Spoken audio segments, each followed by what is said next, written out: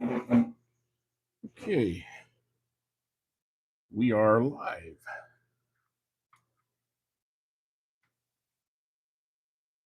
We'll just wait for everybody to get in here,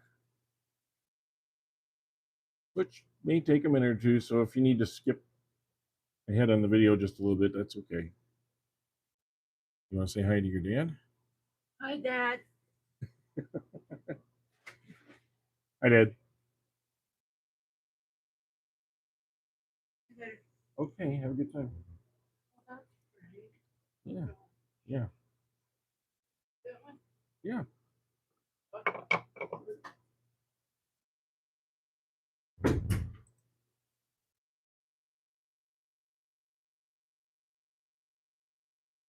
Okay, so we're in here.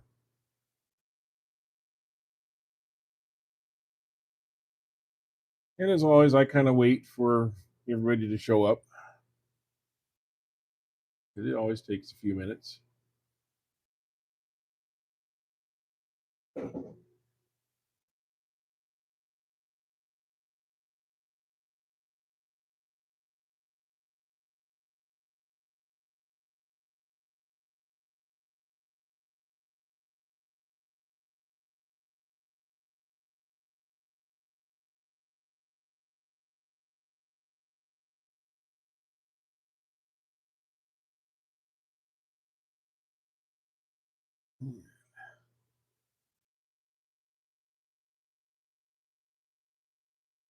I see there's a couple people in here now. Okay. Good morning, guys.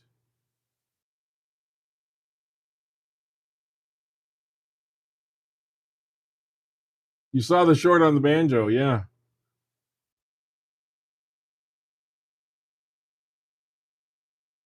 Oh, good, good. You exposed to that? Okay, good. Well, hopefully it takes off for you this time.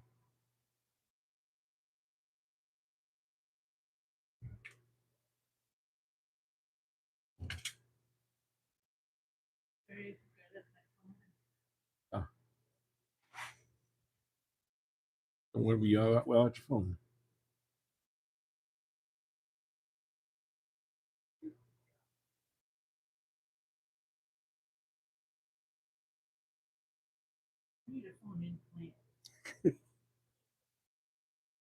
Hi, Dad.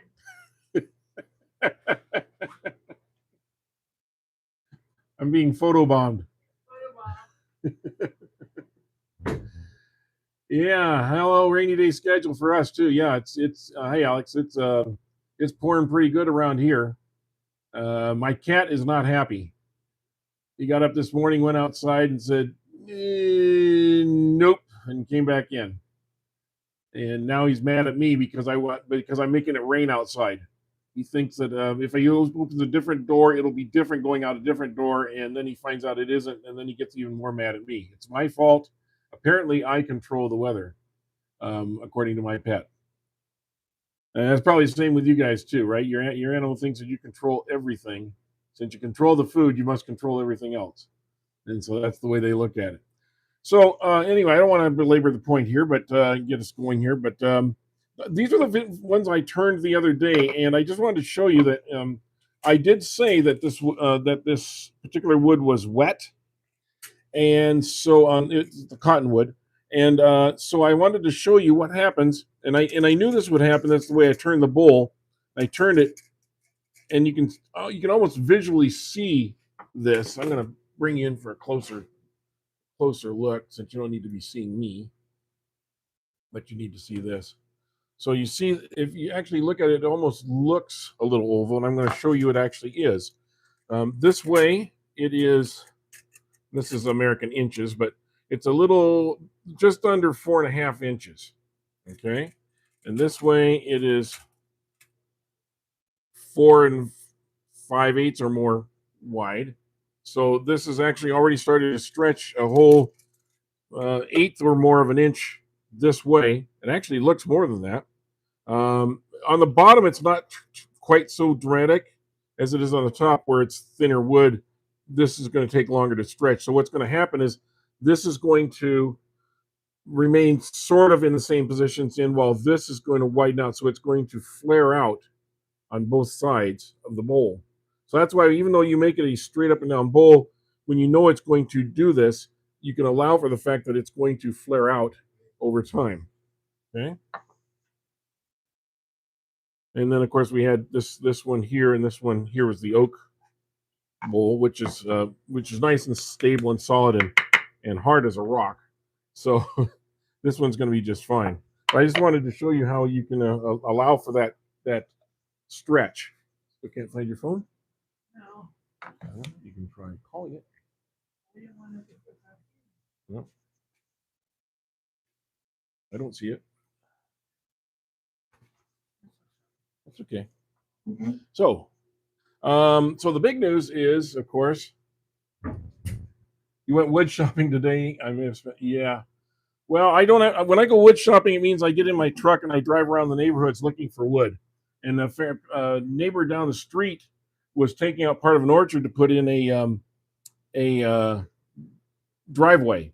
And I didn't get over there quick enough, but I think there may still be some wood there. But the one I did see was a giant stump, which I would need 2 other people to help me lift even to get into a truck. So I'm not sure I'm going to be able to salvage that. But fruit wood is always a good wood to turn, and especially if it's an old orchard. So we're looking at that also. So what I have here is I have a piece of ash today, and what we call in our area Modesto ash, for this particular species. And it's a very hard wood, and this is dried pretty well. So I think it's down to about 8% is what I did on it the other day. So I think it's 8%, which will be, sorry, I'm trying to get my charger to work here. 8% means it will not be moving at all once it's done. It's just going to sit there and just be, just be the wood the way I turned it. That's not going to change. I'm in trouble. I'm sorry. I'm trying to charge my phone while I am doing this, and I can't get the charger to stay in place. So bear with me just a moment. We'll get back to that. Okay, so this is this is it, and this is my new one-way banjo. And if you have not seen the video, I would please go and check it out. It came out today. It's a 3-minute video on the differences between the banjo that I had for my lathe and this one, and I show all the pros and cons of it. It is a little bit taller, as you can see, but it still fits underneath this. If I had any larger of a bowl of a piece of wood, it would not fit under here, and I would have to do all my work from out here, which is fine. You can do that. But it has a lot of really good features to it too, and so I just I really love this cam action here. It's so much more sturdy, and I can just move this around. I don't have to pull it out to turn it or move it. I think it's going to be a real nice addition to my shop. And the people were so nice. The people that I worked with on the on ordering it from Canada, I think her name was Anne. Really nice person. They got to me really quickly, as quickly as they could actually, and it fit right out of the box. So let's get this started before we get everybody bored. Okay. So this is going to take a little bit of light work at first. Want to see how it's doing. Okay, I think we can pick that up a little bit.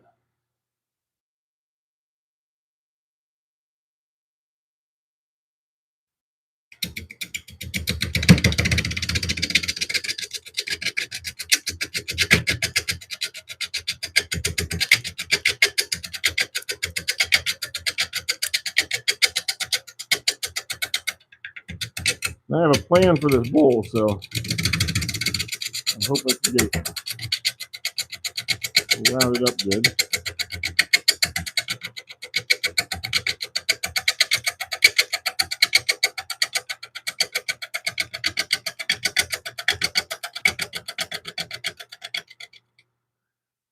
Okay. Because it is not really well-rounded, it starts to shake us a little bit, so I want to make sure I can control that while I'm doing my first cut, while I'm not going really high speed yet.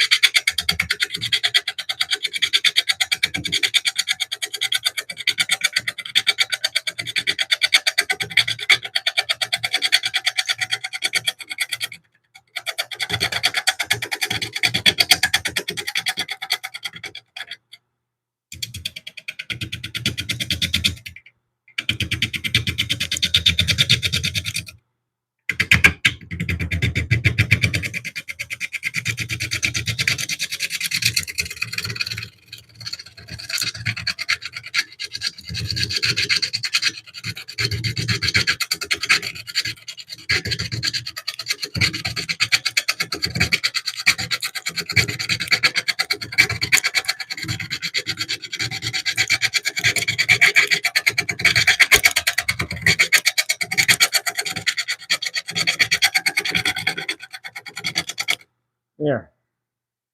That's a start, huh? See how we're doing. Well, we got this area here. We got a little flat spot here. Yeah, we'll get to that. Okay.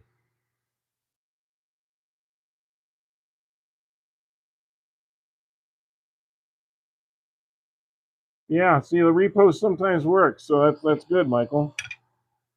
Yeah, it's funny how that works. I've had a couple where I just changed some of the information in the description, and that also uh, boosted it. So, you play around with that a little bit.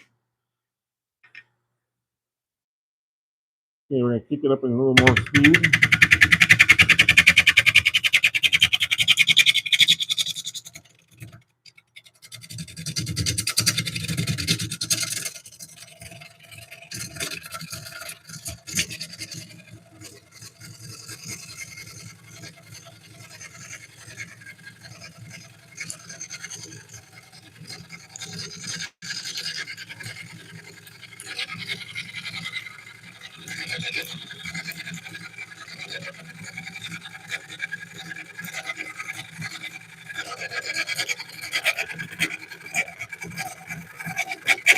Ah, got right to the end.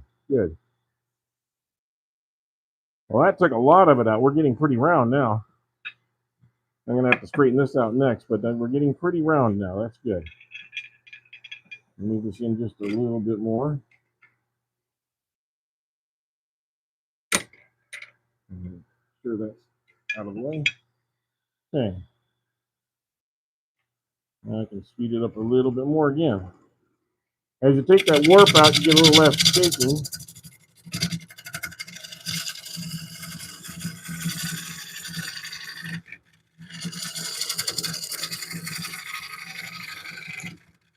And I'm not too worried about getting it round right now, except just to make it a little easier to turn. Because what's going to happen is we're going to take out, my plan at least is to take out a good portion of this and make it more of a winged out bowl. So in order to do that, we're going to have to remove a lot of this.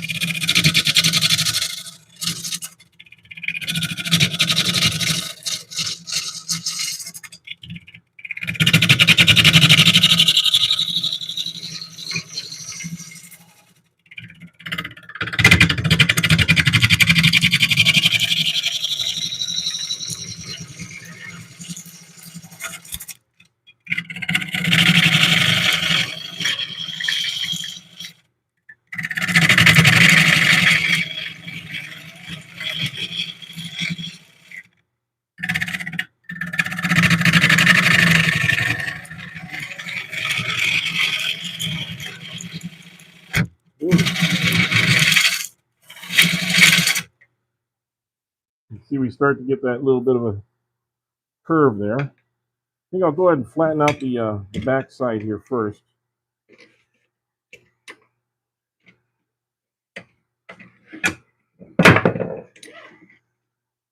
As you can see, I'm using a different tool rest too. This tool rest I kind of like because I can actually use it to go on the inside at the same time. think I might need to go up just a little bit.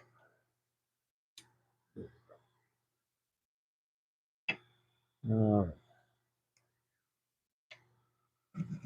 That might have been a little too high.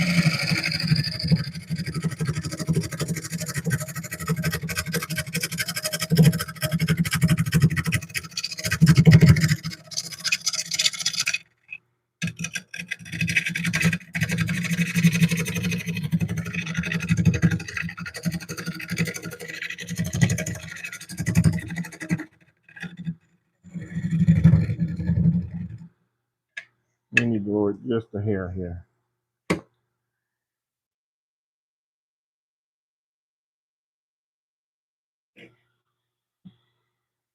Yeah. So.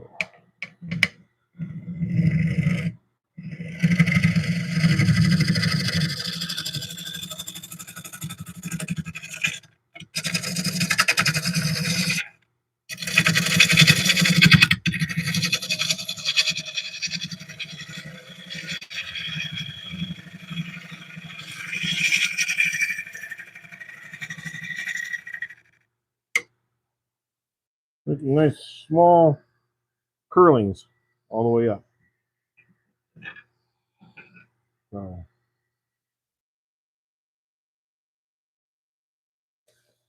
Let's see. I'll be glad to have a day off today after the weekend. Man, yeah. Some people I know had some pretty big weekends. It was pretty quiet out there, so I don't know what all was going on.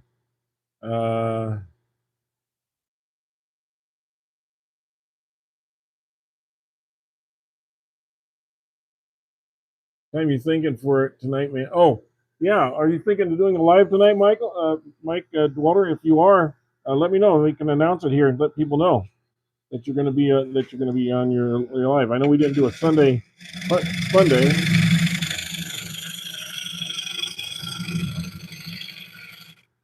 I figured maybe you were, hungover from the Valentine's Day party that you had or whatever. So I thought maybe that got in the way of things. You know, wife tired you out or something.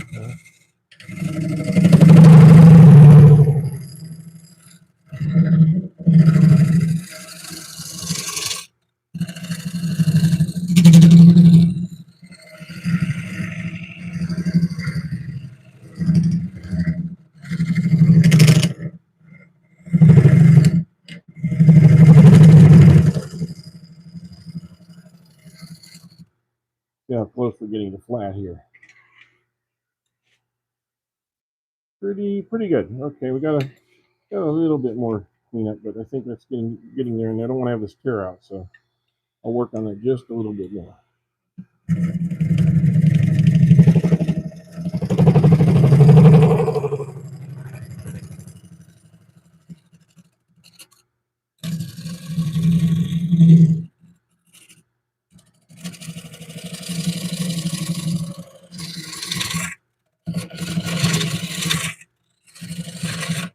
Okay.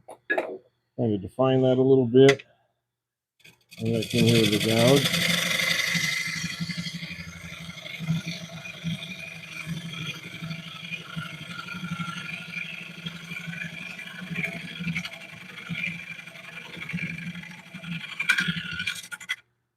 Now, I need to work that V all the way up to the edge up here. And I see we have a couple of wormholes that have cropped up. Something we weren't expecting. So, as always, we always have that little surprise in our turnings, and that's okay. That's part of the fun. That's why I like using live wood like this, because you never know what you're going to encounter. Okay. Yeah. Oops. There we go. You're getting used to this just a little bit, so.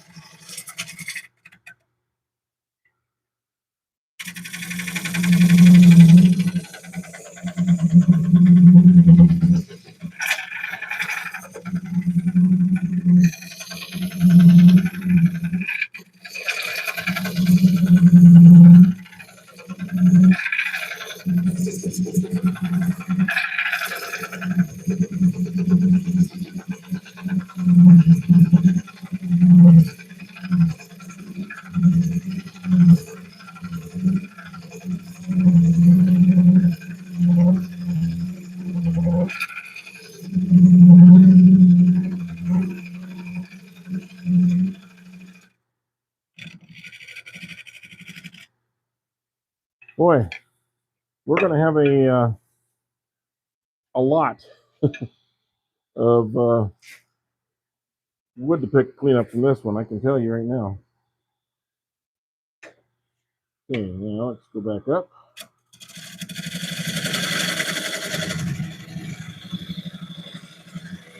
I wanted to kind of smooth it out a little bit like this. That might be too big of a bite to take at one time.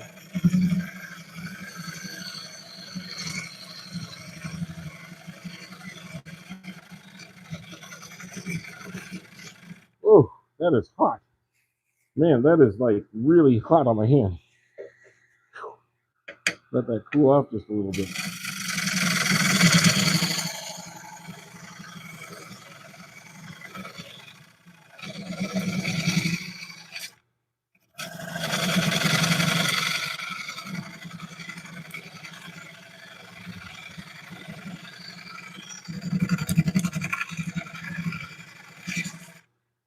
I like moving my hand back, but it was just burning. That the friction on that is really tight. So, like I said, this is a really hard wood.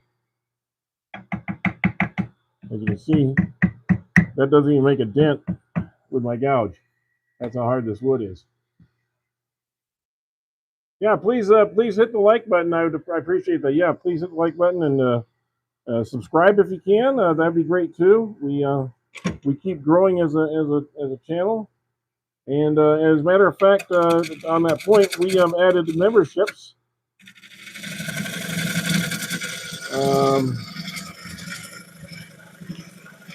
Honestly, the membership is not much. It's 99 cents.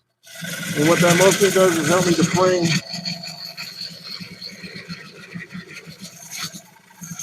a little bit of the cost of putting all these videos up, because I do lives. Well, I do a live every Thursday, and I usually do at least one other live during the week, and that means I'm doing sometimes 5 or 6 bowls a week, and that's a lot of wood blanks. And so this kind of helps me defray the cost of all that, plus the wear and tear on my tools and everything else. Which I don't have any sponsors. I do not.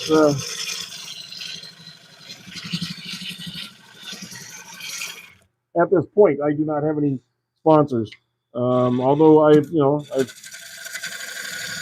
certainly open to talking to them, but at this point I have no sponsors. So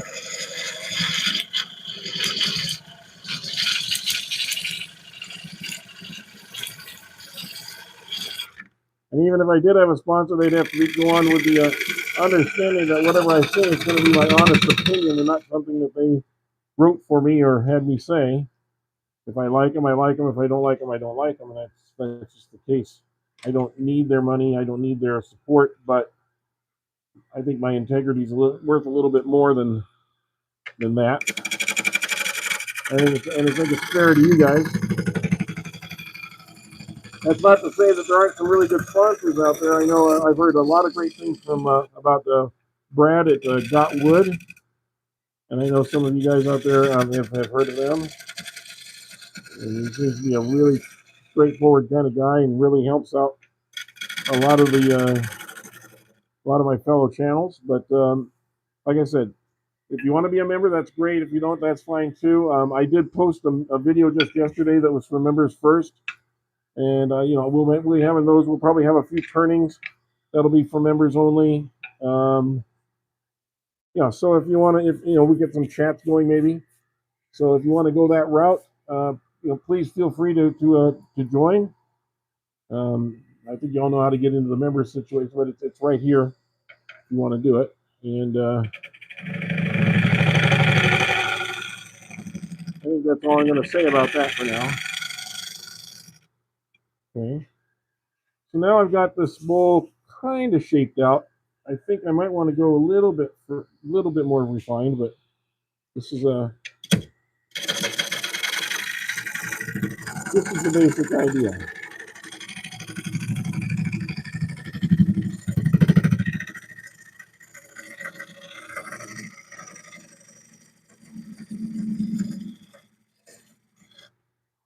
Yeah. And that's just scraping using my gouge, but it already looks pretty good. In fact, this area here doesn't even need sanding. It's nice and smooth. This end grain here obviously would need some sanding, but get the general idea of the what we're going to do here. I think the next step is we're going to, well, I think I'm going to take my what do we got? Here it is.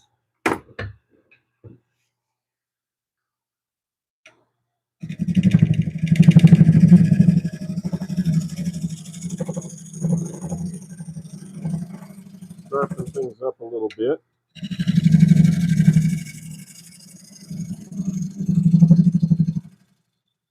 Before we move on to making a tenon. Oh yeah, that's really nice. That's good. Okay, so we got that. We'll start on the tenon.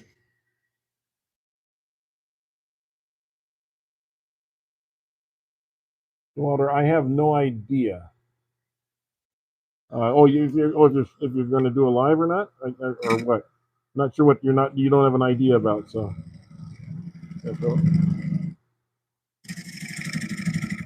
tell me a little further on that one.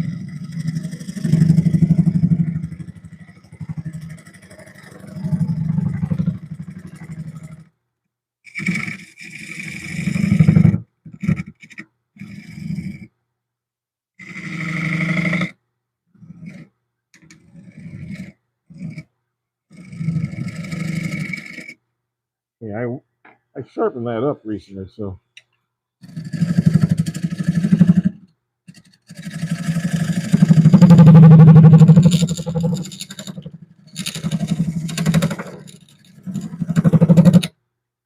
See how close we're getting. We probably need a little bit more.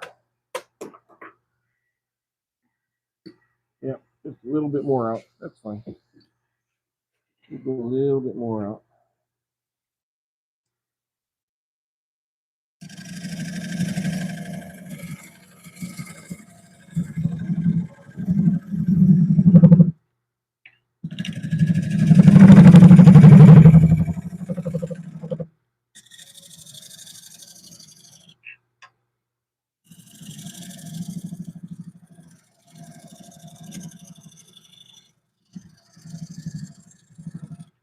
Clean that up.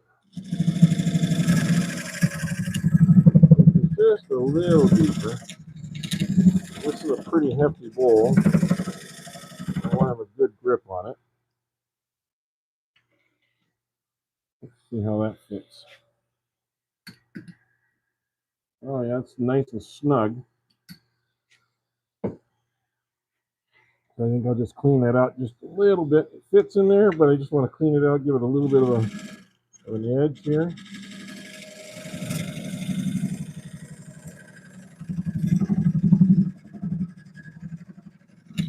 We'll go just a little tiny bit deeper with it. In there.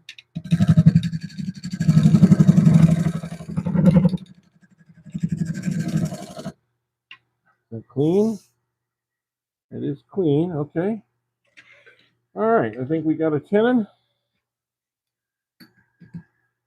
Yep, that's not going to open up much to get in there either. It's going to be nice and tight. Now maybe I should make it just a touch wider because that's with my chuck all the way closed, and you want to be able to open it up just slightly. There we go. That should be more than enough.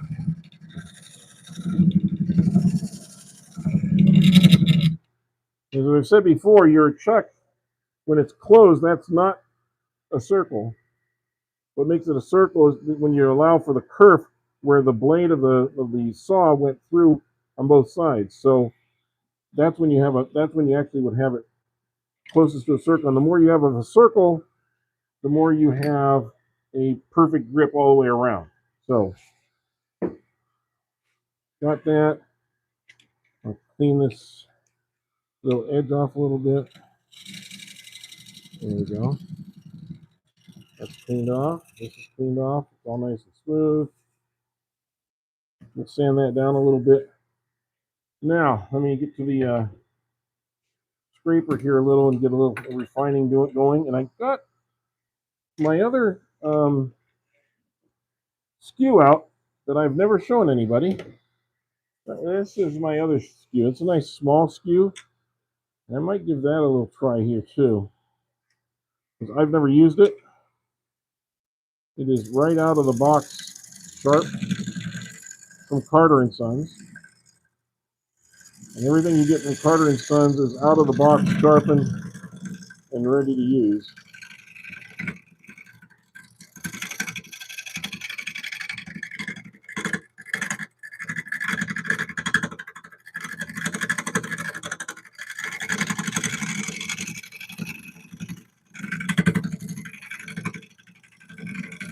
Let's see what's catching right there. Something is.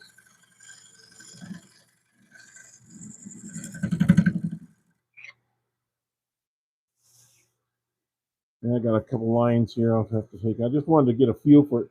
There's something. Oh, I see right there. Okay, that's what that is. Well, that'll come off in the production on the top anyway, but we'll work on that. Okay, so let's clean this up a little bit with the bull nose.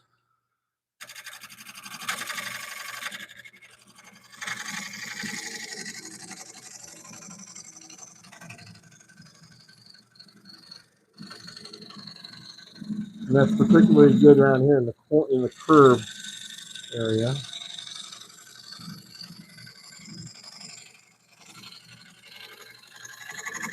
Yep.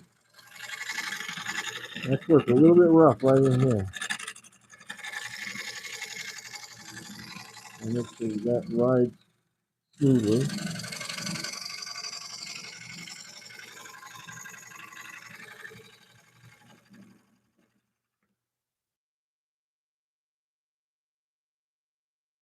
We got that cleaned up. That looks pretty good. All right, I think it's ready for sanding. This is coming along pretty quickly so far. Knock on wood. Let me get this out of the way. We'll do a little sanding, get it cleaned up, and then we'll move on to the inside of the bowl. So what's everybody doing today? I know it's for at least in the U.S. it's President's Day, so some people have the day off. Not everybody.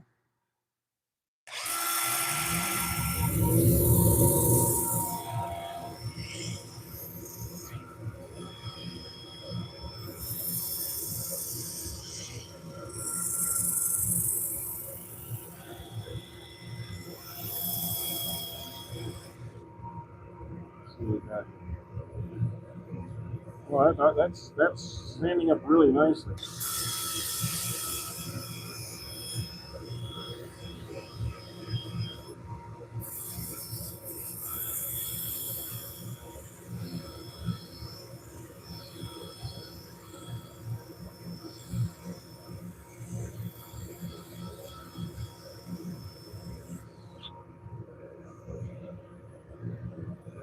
There's a little ridge right there. I'm not sure why. It's almost like tear out, but it's not. Yeah, I'm going to go in reverse now. I always like to use reverse, especially with the heavier grit, because it'll knock off anything.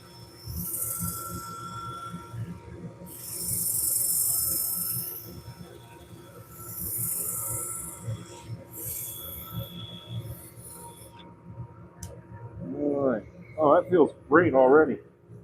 And that was just at 80 grit. So we're going to go up a couple more, but I'll do these these should go really fast because I don't see it becoming an issue.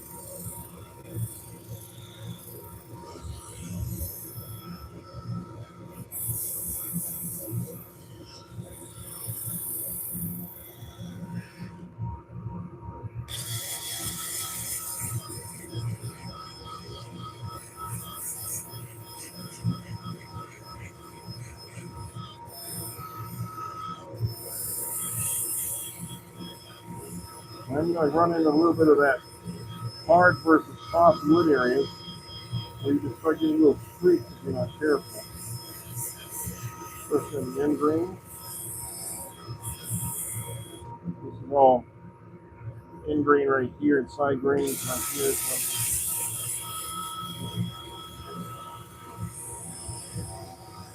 So I don't want it to just be bent over. I want it to actually be sanded. So you got to be really careful with that. It's very easy to just bend it over, almost like you bend over grass when you're going over it. And you get done mowing and you go back an hour or two later and the grass pops back up. You go, wait a minute, I thought it was all even when I cut it. And it wasn't because you bent over some of the softer grasses.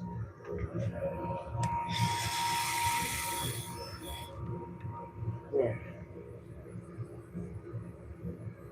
So all you guys that are in here, tell me what all you're doing today.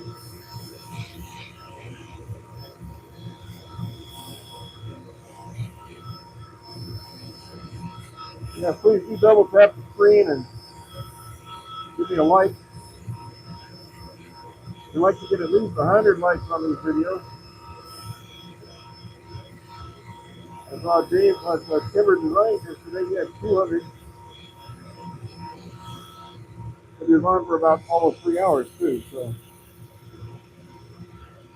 I don't anticipate we'll be doing that. Okay, that is really, really, really nice and smooth right now. I'm going to wipe that down.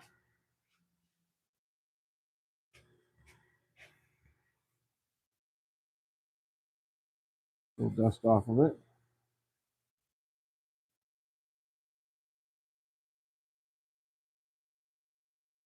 I'm just going to put a little bit of finish on there just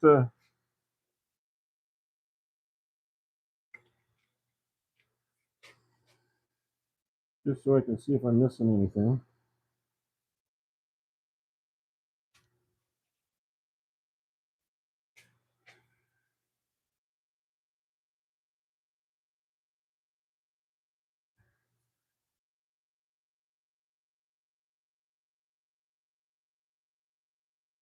It's not going to discolor the wood really. It is going to bring it out though some. I think you're going to like what it looks like here.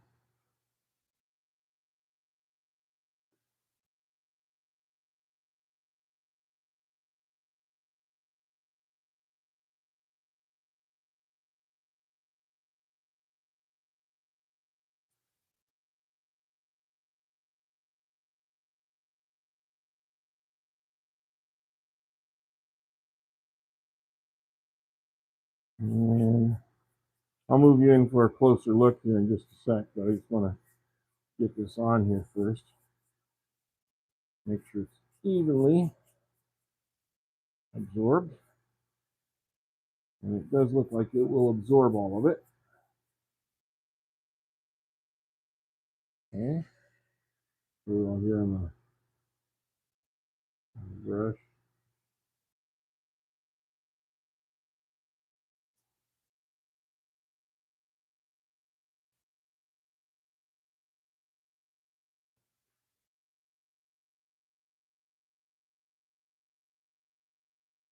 Always like to get into the miter too. Help strengthen that wood up just a tiny bit. Okay. Just going to brush that off.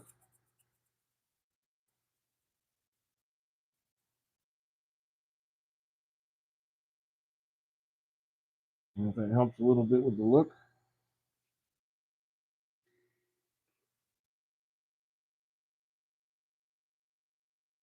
There, now you can see it.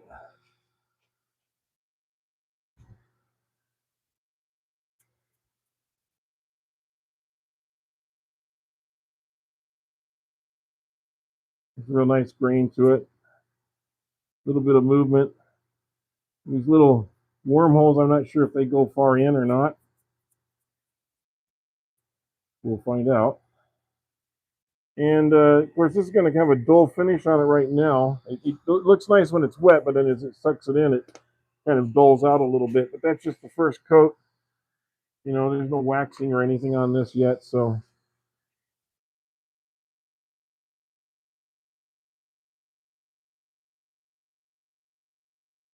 Okay. Mostly sucked that in already. So we're gonna.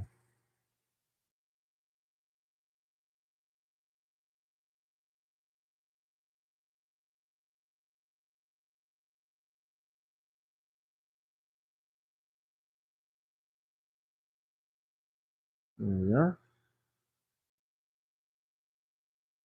Oh yeah, there's a nice little luster to it. That's very nice. Okay. Yeah. Yes, rain has made its way to California. If all goes well, you should have most of the week off. Well, Ryan, what you're working on,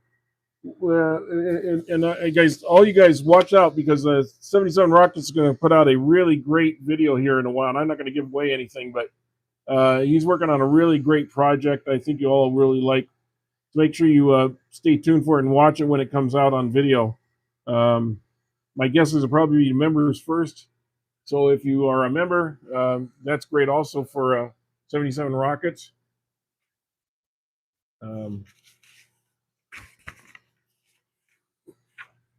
Ryan's working on a real special project. And I think it's really good.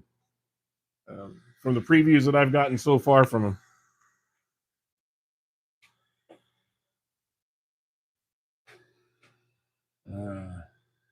Yeah, it's going to be a good one. That's true. So everybody else is in here. Hi, thanks for joining us, and everybody, please check out some of my friends. They're in the description area. But Mike with Whacking Shack and Ryan with 77 Rockets, Wilson, Mike Wilson. If you want to put yours up there, that'd be great too. We got Dave at Timber Designs and Boondock Builds with Jamie and Chase with New Beginnings, and all these guys. Do everybody does something a little different, which is really great. All of us like to do a little turning from time to time, but that's not everybody's specialty, and that's okay. A lot of guys do just general woodworking or builds.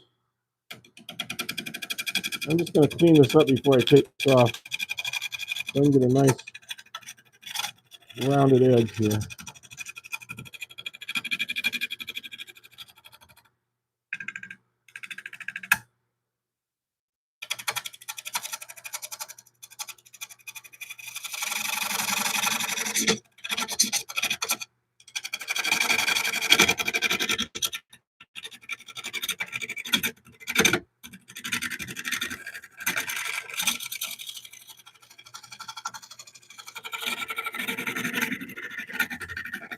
Doing this before you turn it around, if you have a rough other side, this is a way that you can do it while it's still got a good hold with either a wood screw or a face plate like I use. That way I can do it while it's still well secured. Let me just clean up this a little bit here for a second. I like to have a somewhat clean area I'm working in.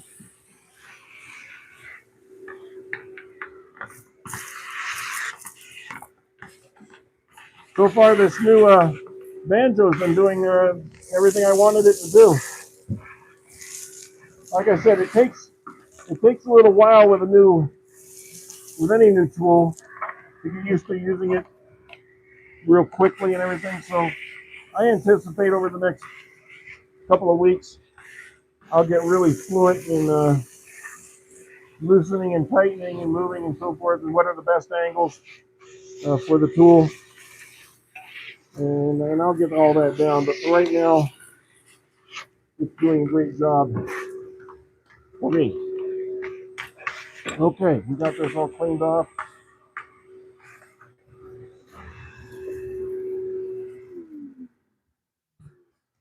I gotta say, the floor though is covered. The floor is covered. That was a lot of wood on the floor there. All right, so we got this nice outside. So let's move this out of the way and take this off.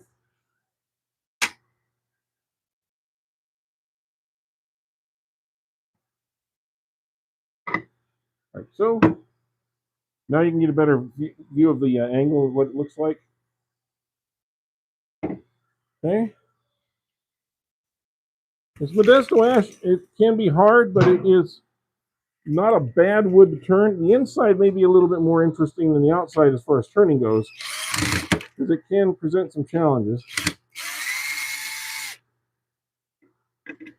On the other hand, I don't anticipate having any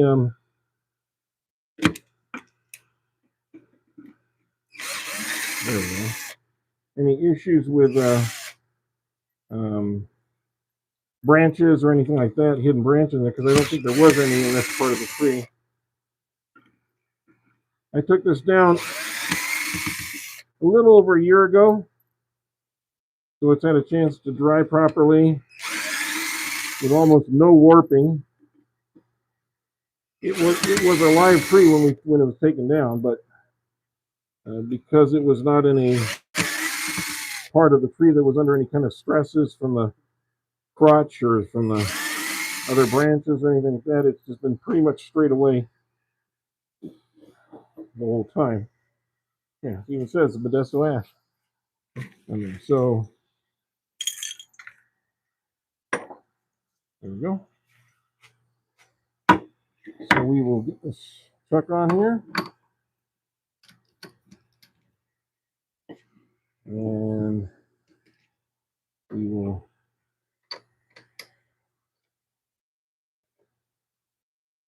and that didn't take much of a turn at all to get this.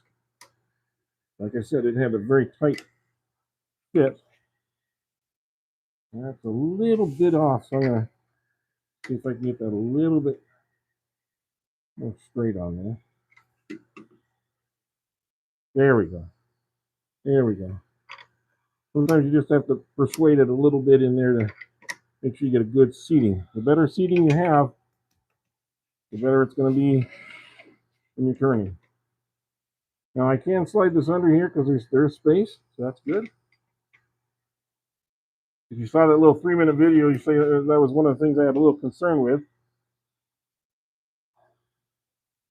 So let's bring this up to speed. You know, I think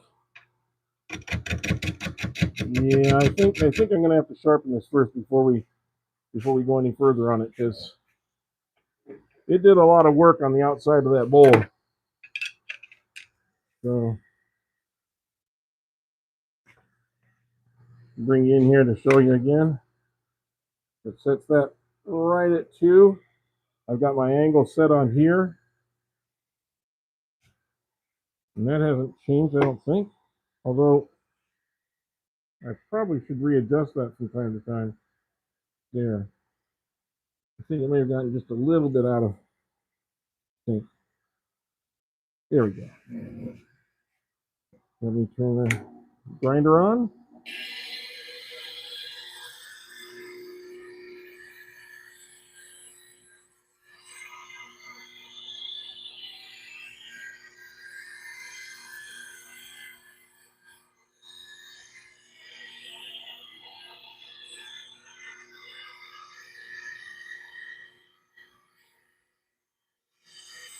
And we want to make sure we get a nice touch up on this one.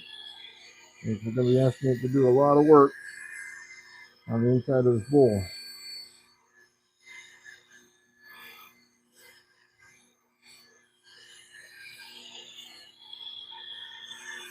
See if I got that.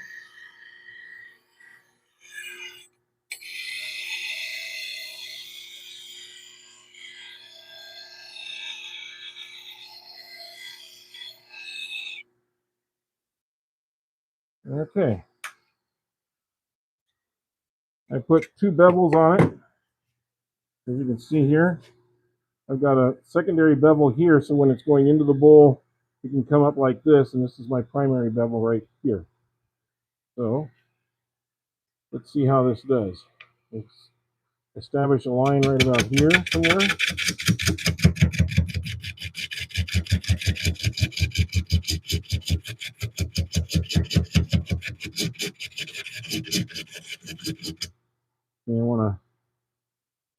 my speed up some.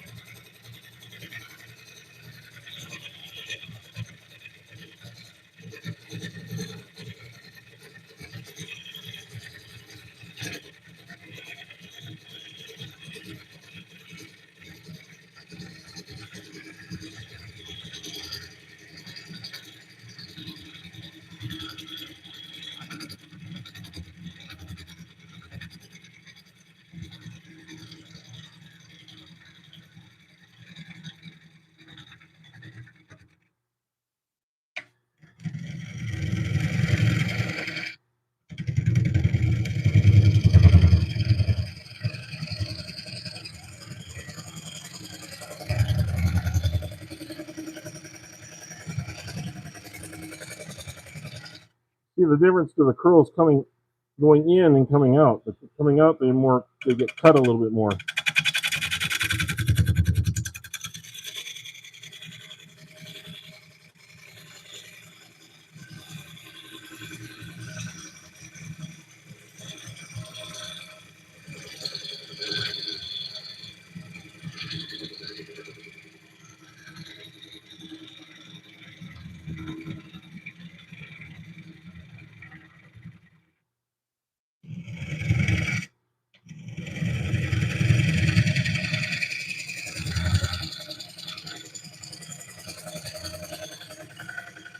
And I think this is where we need to start diving in a little bit.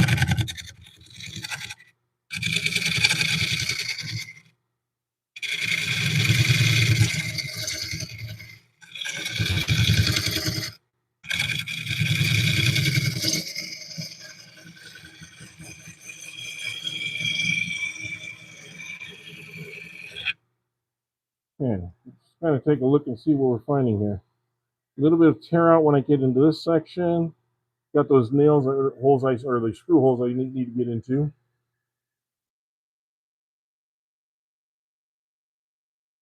Oh, so you are telling them ahead of time. Yeah, a colonial style clock. And I got to tell you guys, from what I've seen of it, it is a beautiful build so far.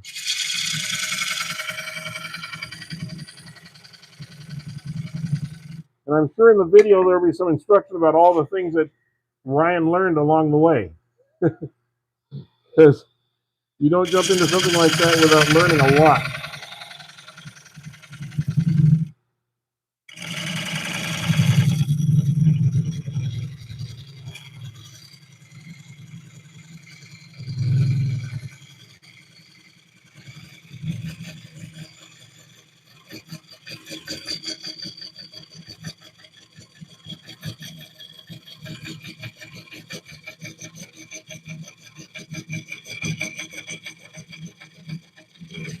Well, this requires a very sharp tool, but it does turn pretty well. I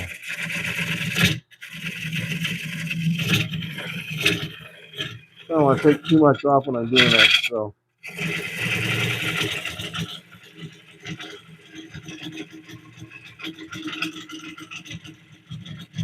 You see, that cut's almost on the point. See that? It's coming off the point. All right.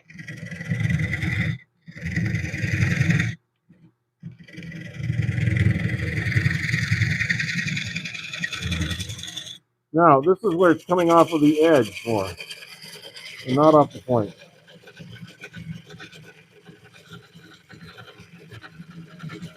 You see the difference in the control? I have to have this pointed up. I have to have this the bottom down by my belt.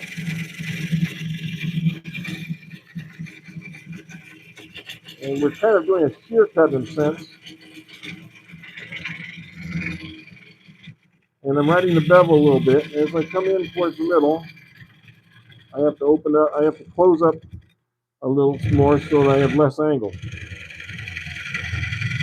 I also think I need to lower my rest just a bit if I can. I'm not sure if this will go down any further. No, this will not go down any further.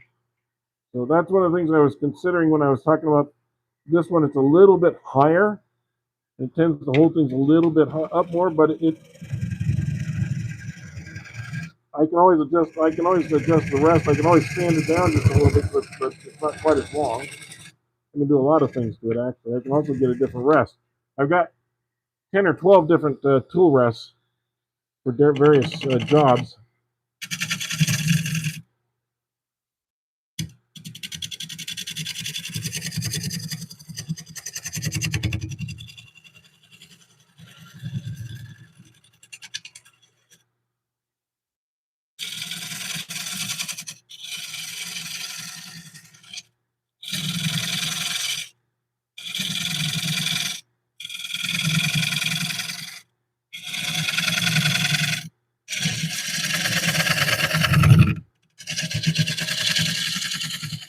I'm keeping this a pretty thin bowl, around a quarter inch, I think, if I can, so I don't have any tear out. My concern is that I'll get some tear out here, so I got to be really careful with that. I don't want to have a problem.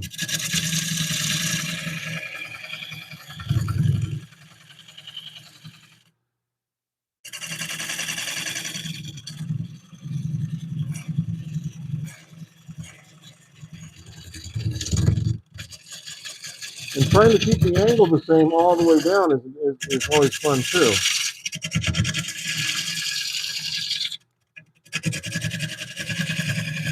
Whoa! Something wasn't right there. Something grabbed right there. See? Oh. Well, I can probably glue that back down, but I'm not sure if I'll be able to use that right away. Let me see if I can get a little glue in there.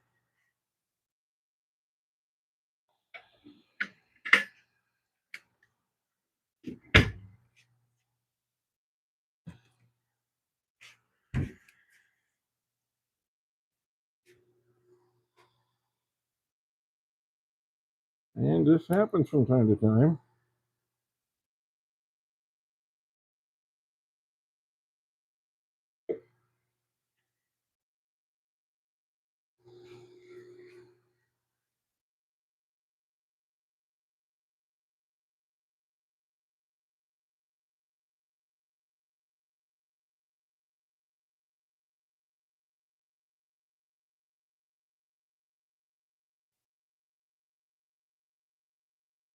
I'll hold that for a few seconds, so bear with me.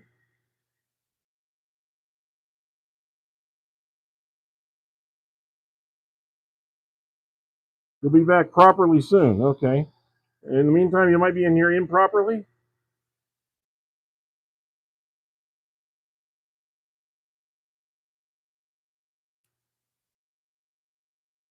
Yeah, if you guys don't know Mike Wilson, you should really check him out. He's really top-notch guy. He helps us out in a lot of these videos, these lives. Always seems to be there for us whenever he can. I'm gonna have to let that dry for just a minute. So that was unfortunate because honestly, there wasn't much here for it to grab, but it just grabbed for some reason right on that piece of wood. So, I mean, if need be, I can always do a glue. Yeah, I can always put a glue on here, and I could just do a glue check if I have to. But that's not my first choice. I hope I didn't lose people because of that. We're not giving up yet. At least not yet.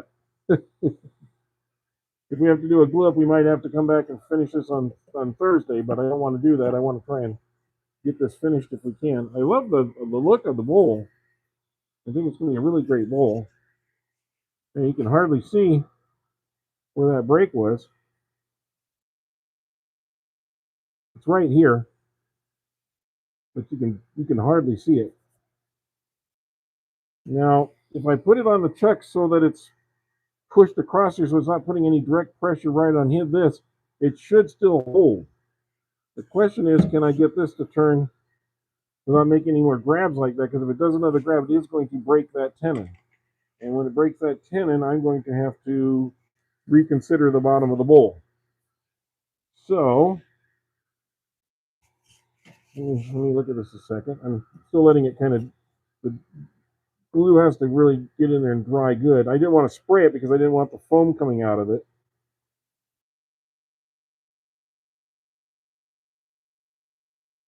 And this was a medium thickness that I put on here. And you know what? I'm going to stuff this just a little bit so I can see it better.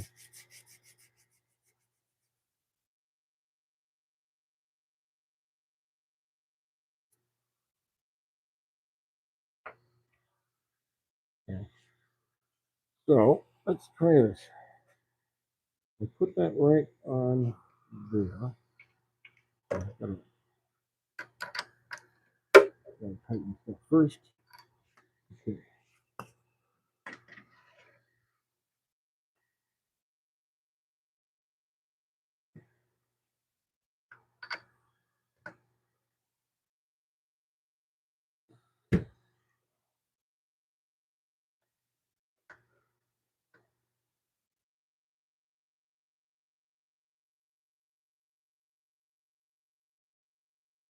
Good. That didn't affect its trueness. Okay. It is still running true. Tighten that there. Tighten that there. Fingers crossed.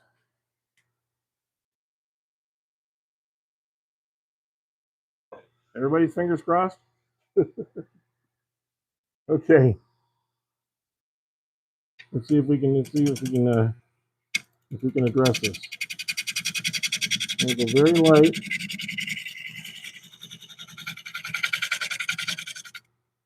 Very light this way.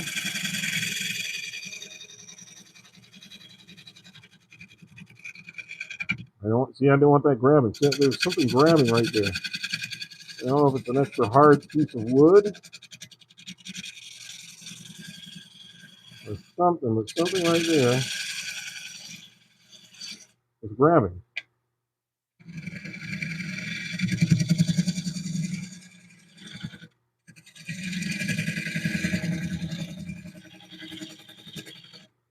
Okay.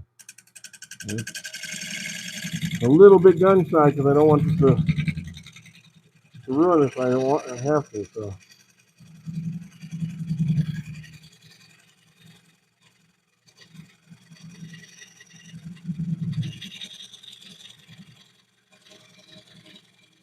You notice I'm taking a much lighter touch.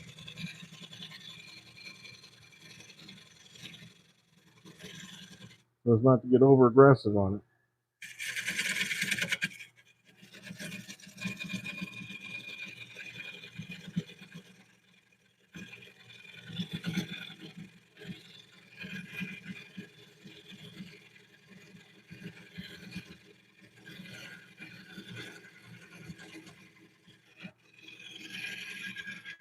I think whatever was there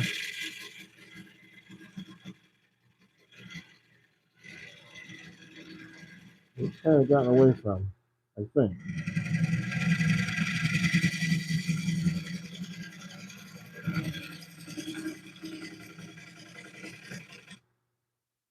I think.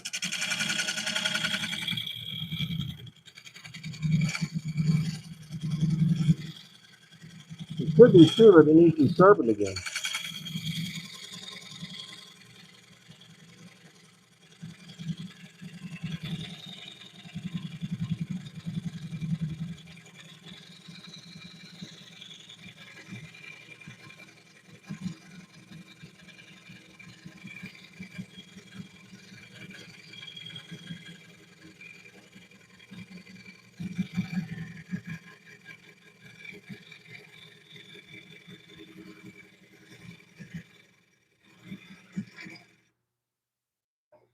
Yeah.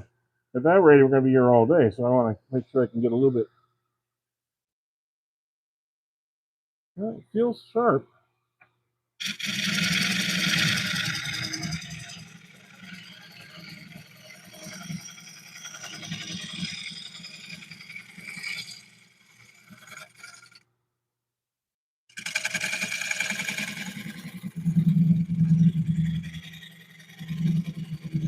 Ooh. There's a kickback. If there's a kickback, there's a reason.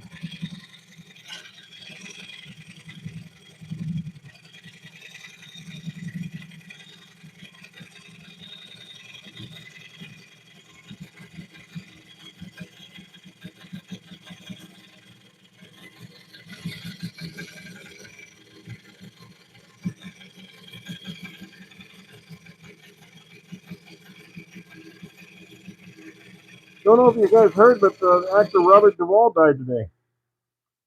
He was a pretty good actor. He died at the age of 95.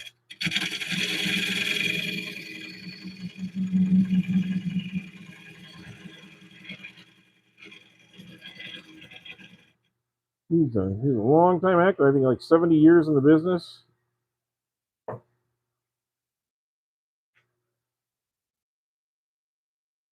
One of the good ones, of course, The Godfather, but early on he was in To Kill a Mockingbird. If you remember, he was actually Boo Radley in To Kill a Mockingbird.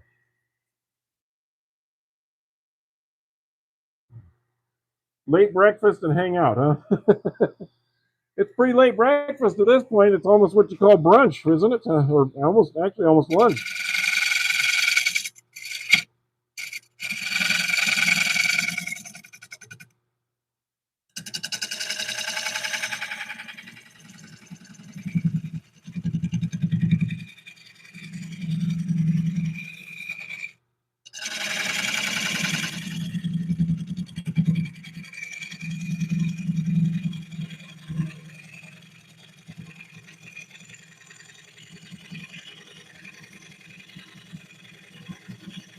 Yeah, I think I'm going to have to sharpen this again. I think that might be part of the issue.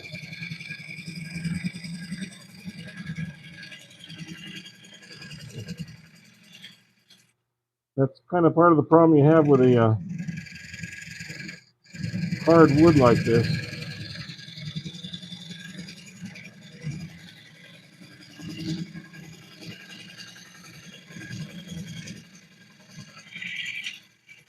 The problem with sharpening is you tend to get more aggressive, and that's when you get into trouble. Because with a sharpened tool, you say, "Oh, well, look at, I'm just cutting right through it," and it's like the wood eventually goes, "No, you're pressing too hard, and I'm going to break on you." So you got to really balance that extra sharp blade and how well it's cutting with the fact that you actually want to cut a little less. Kind of counterintuitive, but it's actually the way it works. Fortunately, a touch up here only takes 20 or 30 seconds, and I'm back to work. If you haven't, please hit that like button. We only have 51 likes so far in this, and I'd like to have a lot more than that if we can. You see, I already cut in better. Now the problem is you don't want to start taking too much out with this new sharp edge.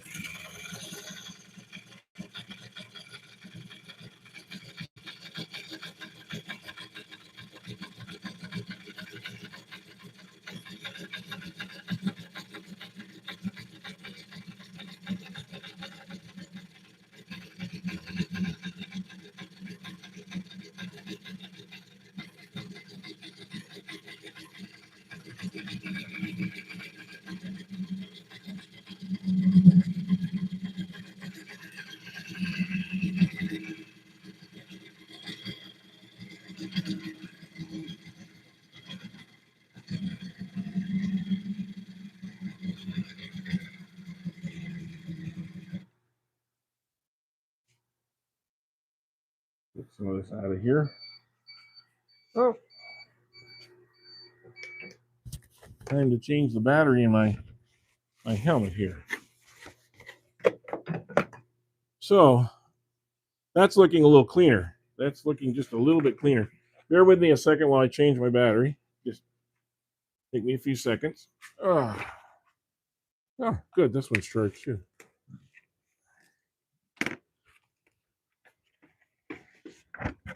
So you get into your shop nowadays and you have so many different batteries for so many different things charging all over the place. It's kind of hard to keep track of everything. You feel like you're a battery factory instead of a workshop. You know, you got batteries for your drills, and you got different batteries for different drills, and you got batteries for your uh, masks and for your helmet, for your saws, which might be different again.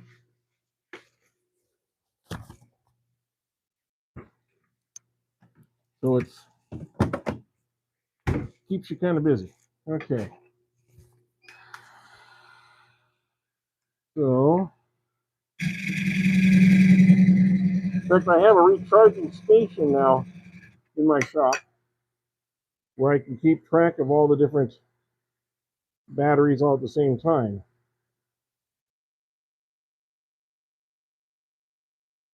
And that seems to help me keep an eye on things a little bit.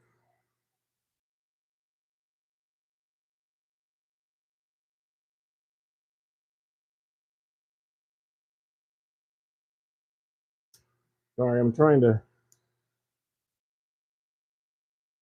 somehow get this phone charger to work too. And like one problem after another.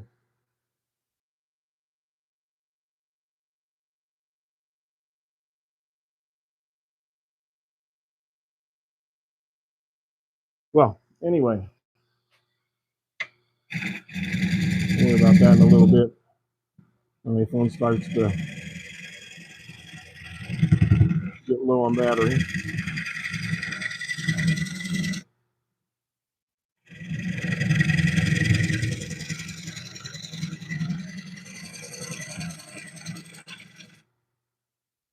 Yeah.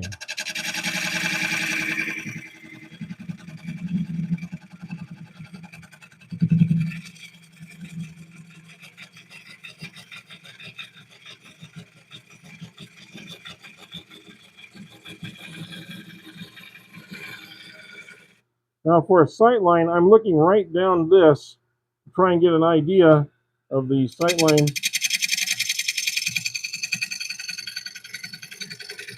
To make sure I'm keeping the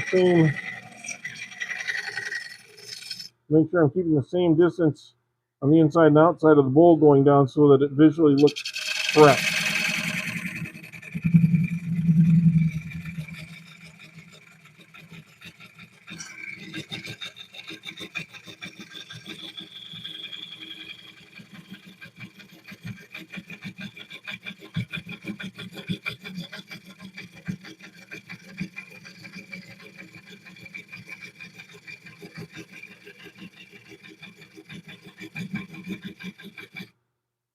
Because you want to visually you want to have the same thickness all the way down, and that's not as easily done as it sounds unless you're keeping an eye on it all the time.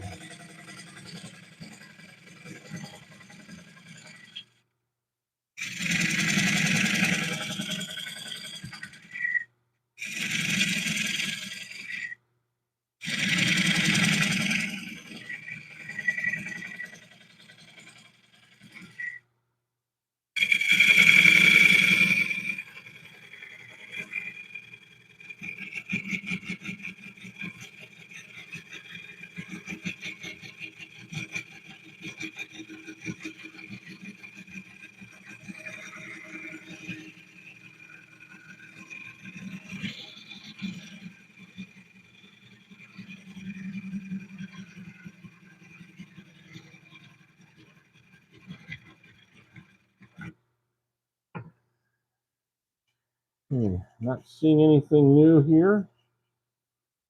Okay. I always want to keep track of that. I think I can pick up the speed just a little bit. And I think I need to move this tool rest in just a little bit now too.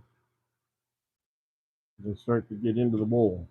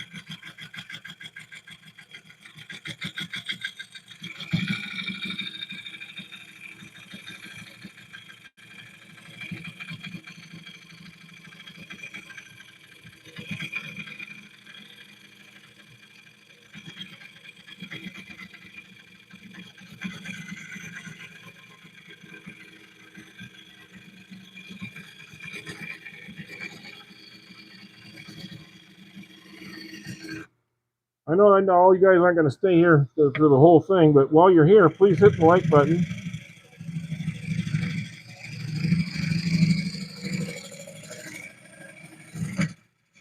And consider, if you can, to get a membership with the channel. No obligation or anything, but it does help the channel a little bit.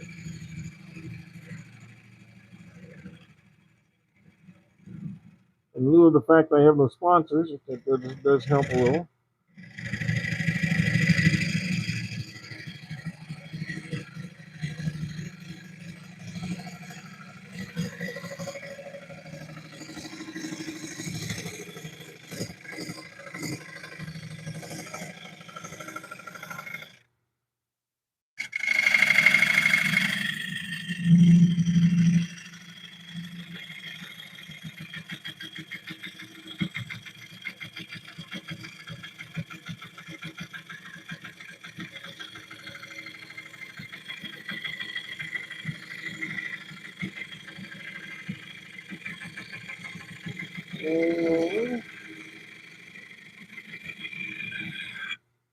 Okay, I think I'll stop for just a second and clean this up.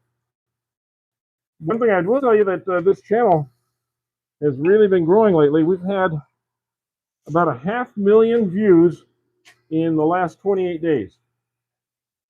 That's pretty good. That means that people are watching and they're going back and looking at some of our old videos a lot.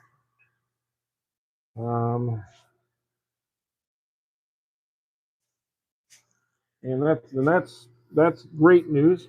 Not too many people are looking at my more produced videos, which is a shame. I think people have gotten away from looking at produced videos to a degree, unless it's on music or something like that. There are a few good ones, and I know the one that Ryan's working on is going to be a good one, but not as many views on how-to videos as there was in the past. But a lot of people, like I said, I've gotten 500,000 views on my channel just in the last month, and that's appreciated. It does make you feel like you're you're doing something that people like to watch, and that maybe you're having a little impact on the turning business a little bit. I'd like to think I've helped grow the wood turning community a little.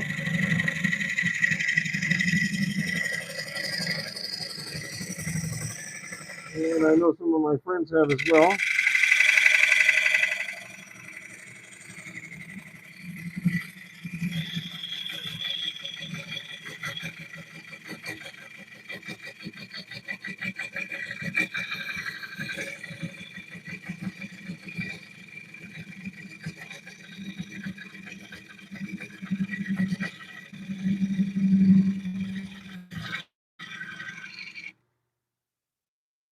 Which reminds me, Ryan, I still kind of need some of that list from you, that sponsors list that you were going to get me for the newsletter.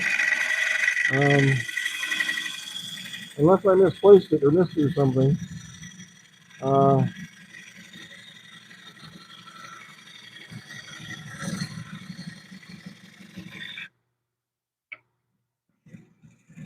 my woodworking group. I'm the newsletter writer, supposedly. I have absolutely nothing. I have no idea what I'm going to write in the newsletter this month. But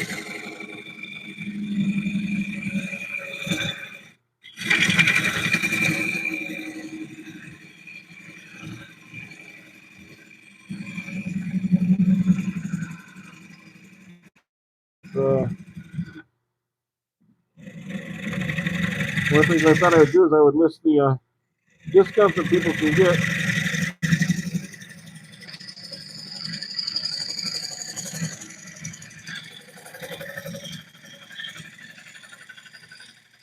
using some of our sponsor contributions.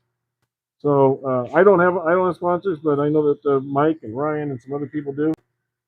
So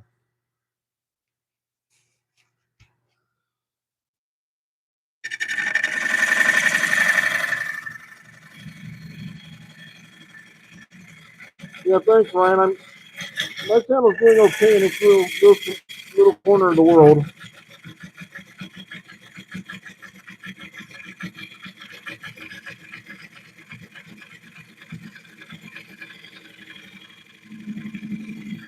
Any of you that think that you make money on YouTube, don't let me dissuade you. But I've been doing this since May, and I have yet to crack $70 in earnings.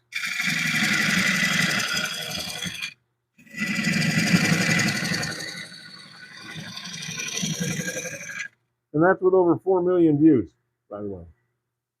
So,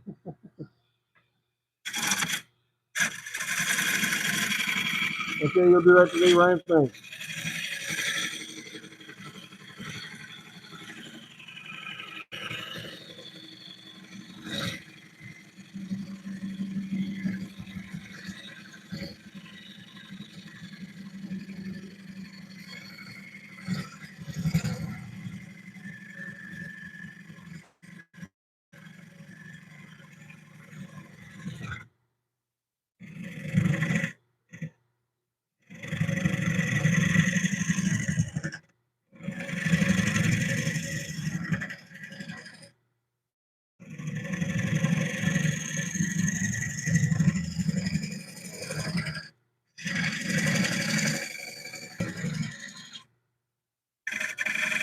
Well, we're getting to about halfway down this bowl.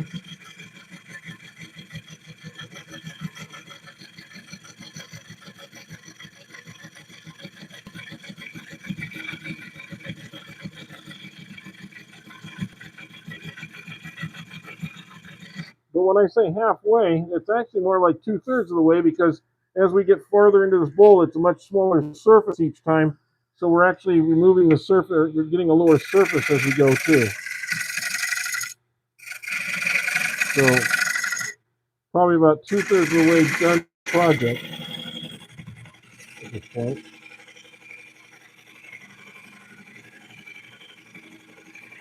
We're going to be working in the home stretch here, if all goes well. Yeah, I have to cut from this angle. I may be getting dull again already here.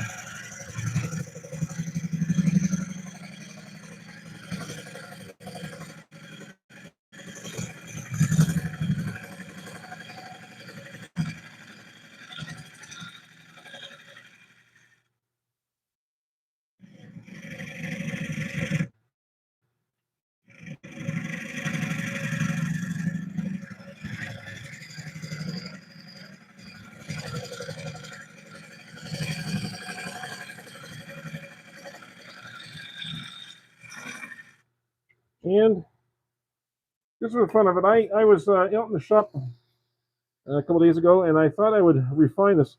This is a tool that I made from a tire iron. This was a tire iron, very heavy, very strong steel, and I turned it into a negative rate scraper, kind of a bottom feeder for this sort of thing. And the other day I made a handle for it out of some of that oak And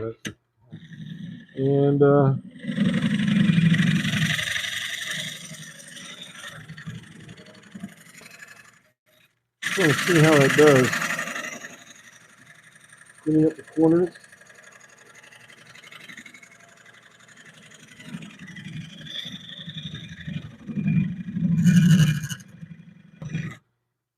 Seems to do a really good job. Yeah. I need to sharpen obviously a little bit more, but I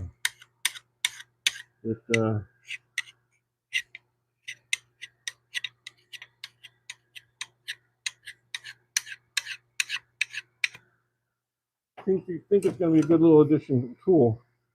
And you can make tools like this in your shop. You just need to start with a piece of really strong metal. Oops. I do notice this. This is that wormhole that we had earlier. Remember? I think it was anyway. Maybe not. I don't see it from this side. But remember, I did have wormhole. So now we've encountered this, and it's a deep one. So I got to be really careful as I'm cutting across there. And I hit that. I don't want to have my gouge like this because it'll catch it. I want to kind of shear across it. And hopefully I can do that without catching.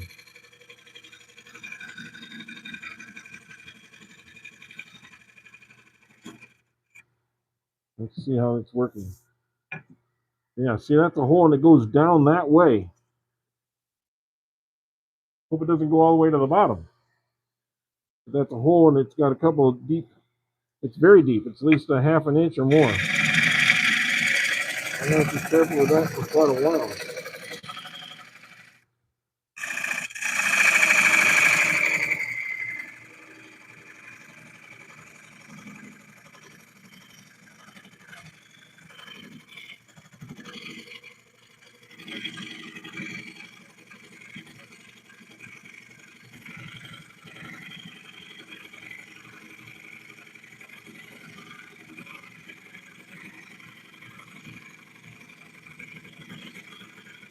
And this is where speed on the lathe helps actually.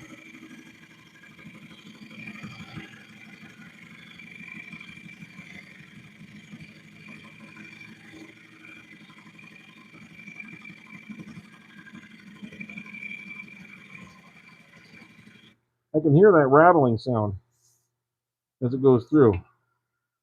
Now, it's still going down some. Sorry, my head's in the way. I'll bring that up for you so you can see it. There it is. Okay. So I got to be careful as I'm getting in there. Gosh, I hope I don't need to sharpen again. It feels almost like I'm needing to sharpen again.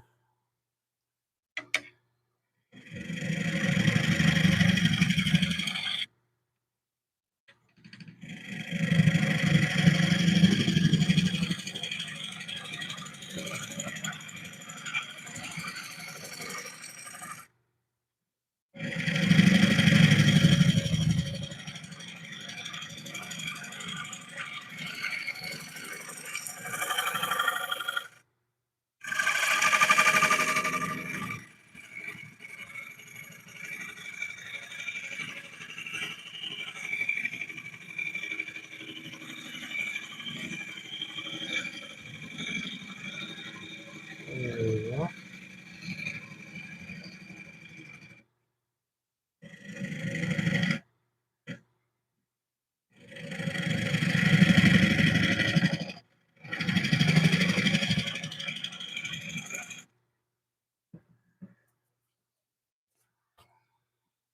By the way, I hope you guys did have a nice Valentine's Day. I took my wife out to a new breakfast place I'd never been to before, never even seen it. I didn't even know it existed. They have no signage that you can see from the street. You can see it when you go into the parking lot on the inside. But it's very weird because they don't have, and it was very nice inside. And it gets 4.9 rating on Yelp.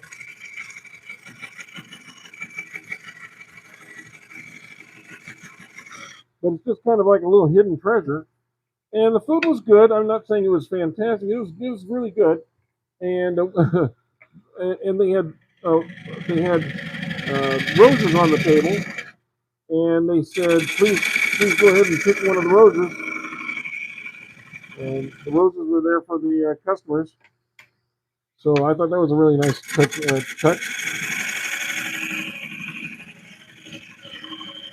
And it wasn't really an expensive breakfast or anything, but as I said, the food was very fresh. They bake a lot of their own breads and so forth there also. So I was pleasantly surprised.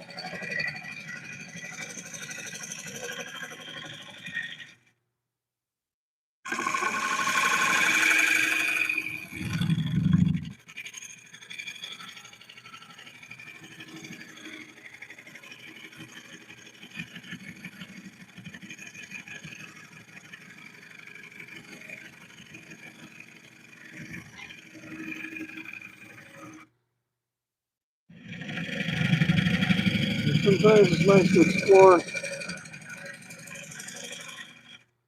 and try something new. Although it's always a challenge when you're doing that with your significant other on a major holiday like a Valentine's Day, you know.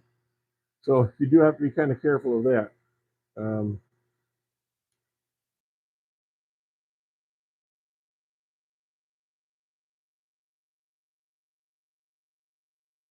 okay, I'm going to need to change something here for just a second, if you don't mind. Um, give me just a second with my phone here, because I think something broke here and I need to fix it. So just don't watch the screen for a moment while I have to move something around.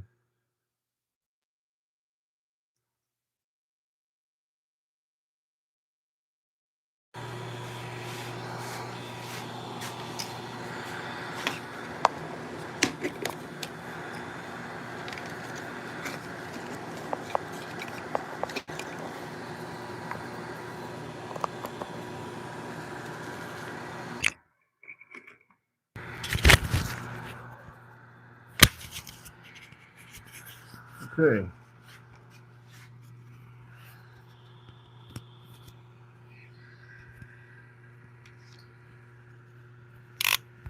There we go.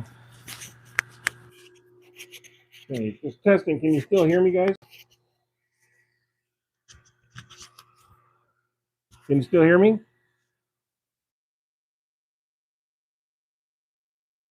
Somebody write in the comment section. Let me know if you can still hear me okay.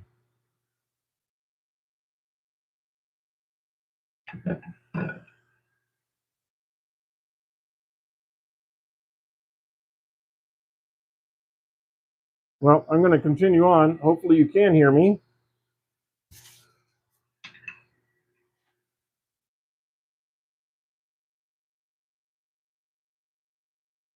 Seems like you can.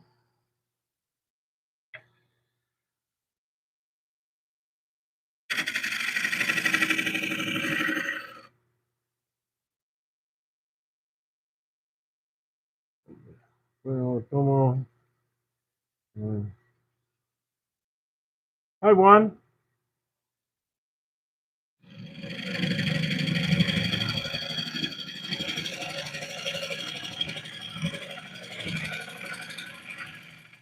Welcome in.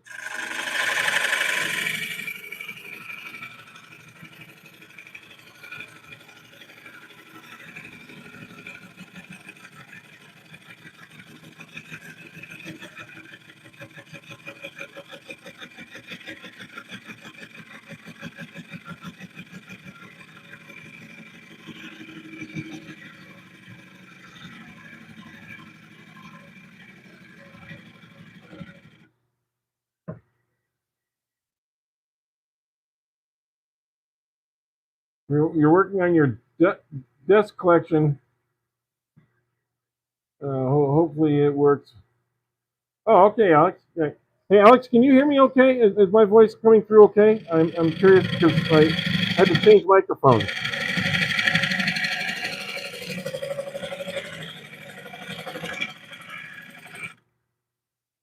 Can you let me know, please, in the comment section here, if you can hear me all right?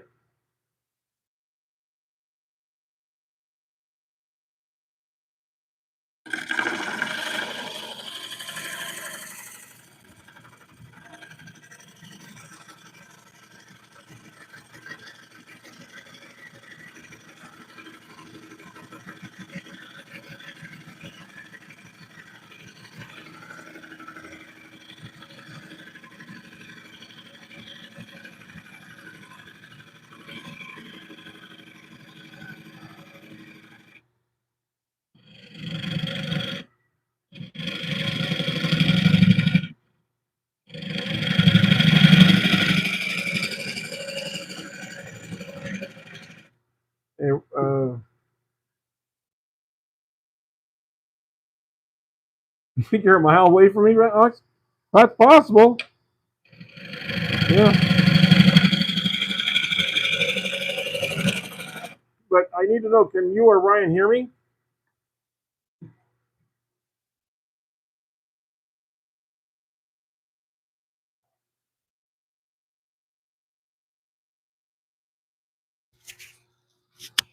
Guys, here's my microphone. Can you hear me? Yes? Let me know.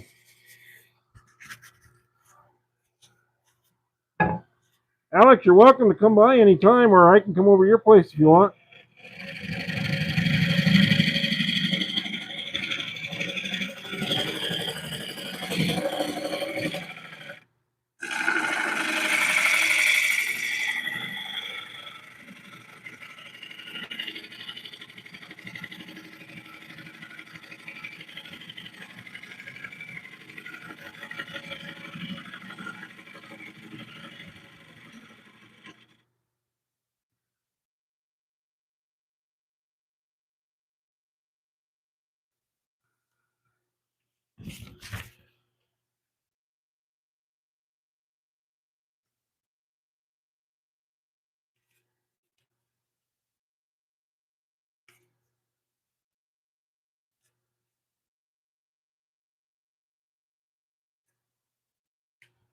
Hey guys, just wondering, can somebody write down here and say, yes, I can hear you, or no, I can't hear? Can you hear me?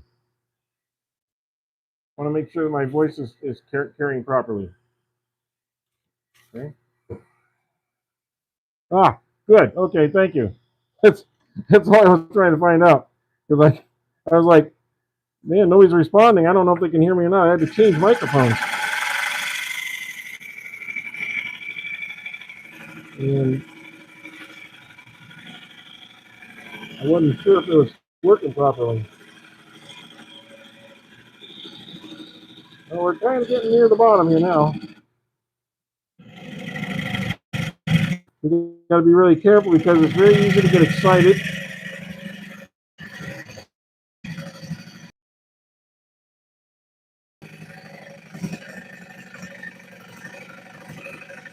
And you can take out too much material too quickly.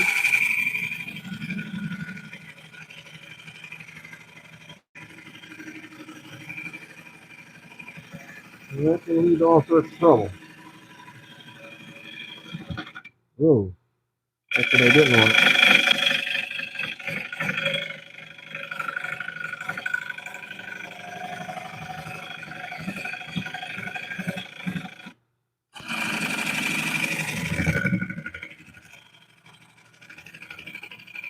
You take that very slowly because it seems to be a little crunchy down here in the end. Okay. Do this nice and slowly.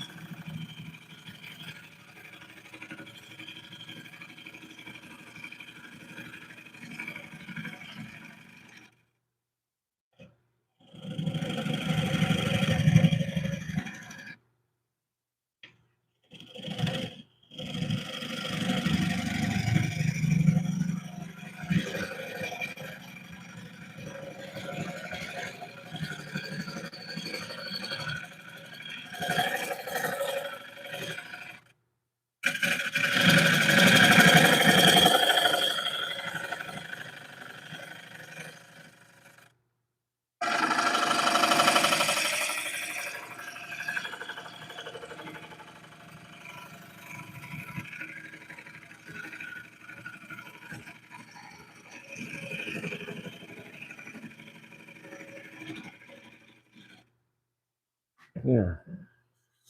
I want to see how this is going. I got a little bulge right there. So I'm going to have to take this right here.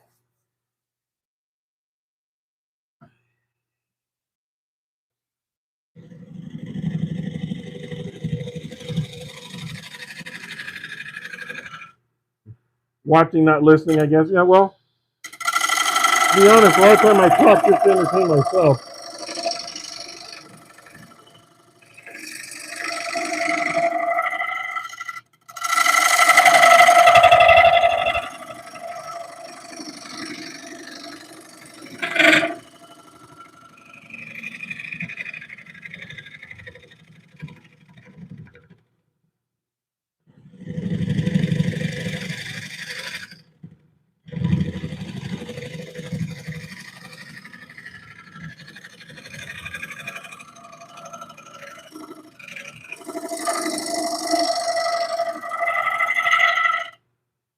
Let's see. How are we doing on that? Okay, this needs a little bit of work. Try this one. No, try. I'll try this one. Get a little more refinement on that.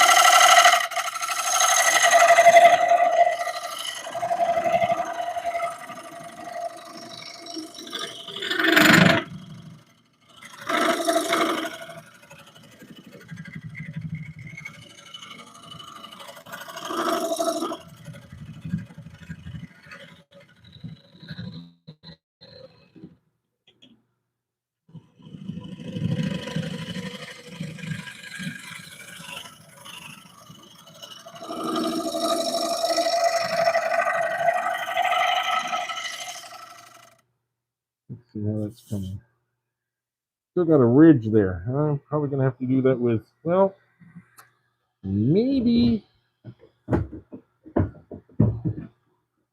I'll bring out the carbide just for this one little pass here. Oh, not that one. Sorry. Here we go. Just to kind of make a good pass.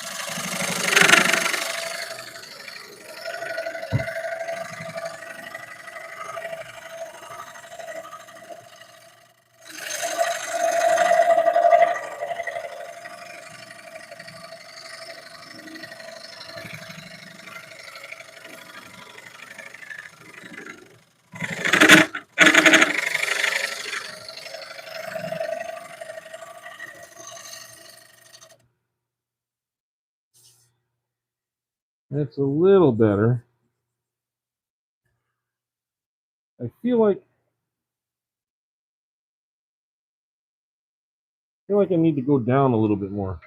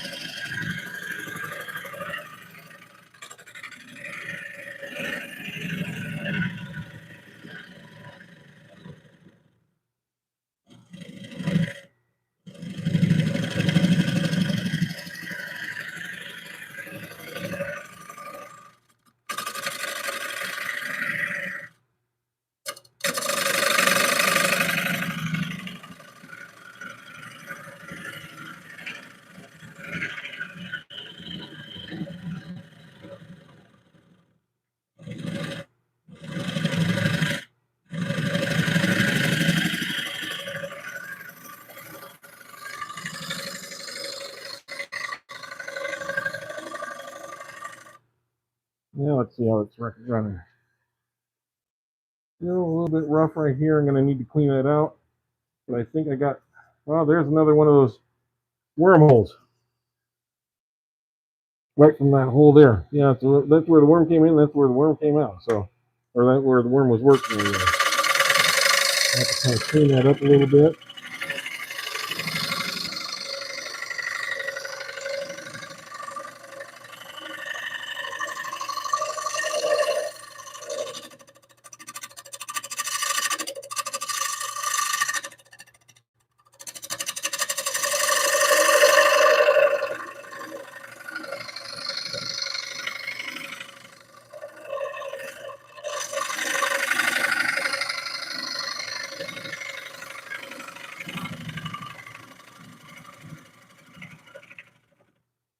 Okay, let's see how I got that.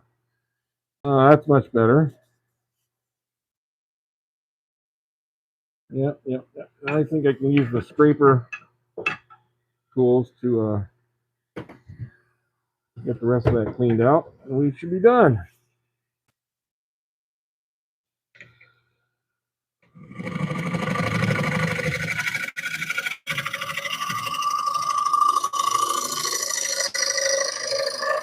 Yeah, a scraper really excels as a tool.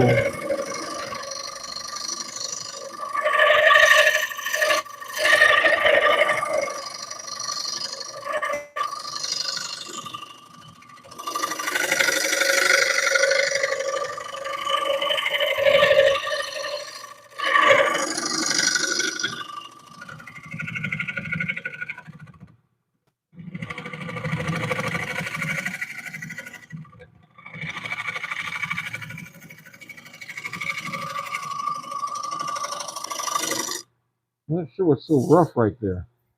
Something really feeling rough as I go over it. But this feels really good. There's that hole, so there's not much I can do about that. This feels much better. Okay, so I'll just kind of refine that a little bit.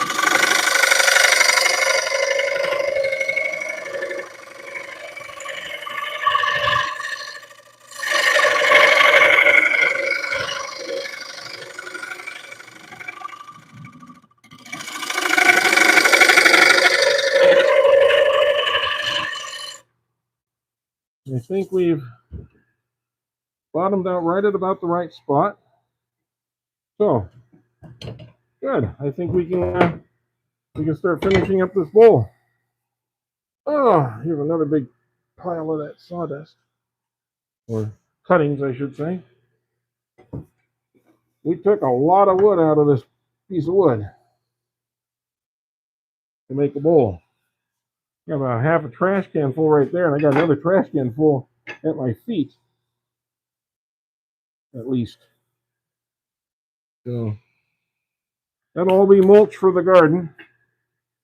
Although at this point my garden's starting to get a little too mulchy. Maybe this rain will help a little bit with that. Okay, put these away. I'd like to get my tools put away. There we are. Okay. I'm going to try this just with a scraper or the skew just a little bit. See if I can get that cleaned out a little bit more. Maybe not.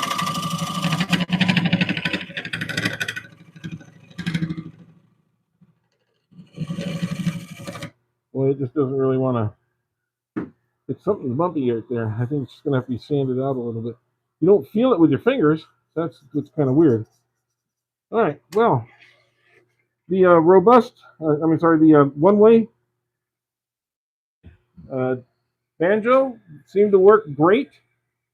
I see there's still 49 of you in here. I'd appreciate it if you'd hit that like button or double tap the screen. We only have 63 likes through this whole video so far, and I know we've had hundreds of people watching, thousands of people watching, I should say. So I'd really appreciate it if you would hit the button or double tap the screen. I think this has been a pretty good bowl turning for the most part. Let me get the fan on here.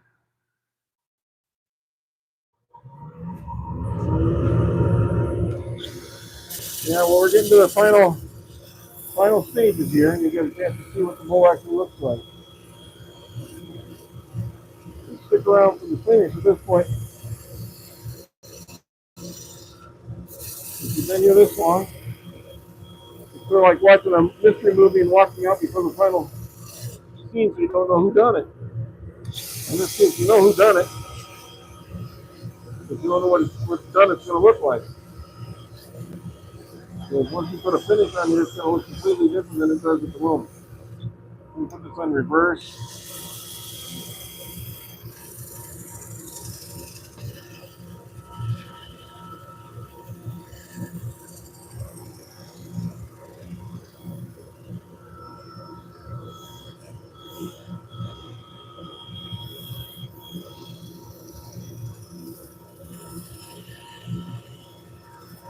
And I will point out one other thing. Let me point out one other thing. We had a tear out on the tenon. I was able to super glue that back together and strategically place the tear so it was held in a different spot. And this has held just rock solid fine ever since. So you can have a tear out. It's not something you want to have, but you can have it and you can still survive it.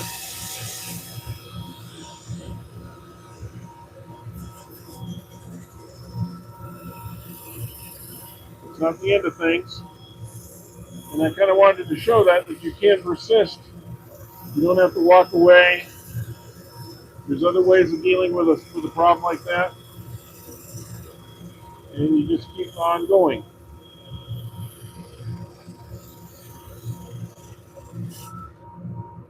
So there we go. Okay. That's feeling pretty good. I know we got this hole here, but that's just a wormhole. Nothing we can do about that. I don't want to put glue in there or anything. Really take away from it. I think instead we leave it be the way it is. Okay.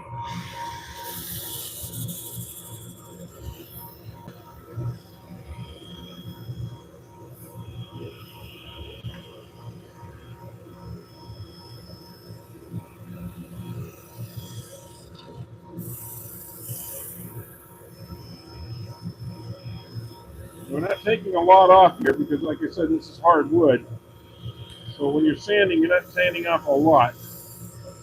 But you are sanding off a pretty fine dust, so you do want to make sure that you are wearing your mask. I have some sort of dust collection going on because it will fill up the shop with dust. But interestingly enough, as soft and fine as this feels, you can see little rough spots. So even though you don't feel it with your fingers, visually it shows up. You gotta be careful of that. I'm gonna go back over this, not spinning it, just kind of lightly sanding.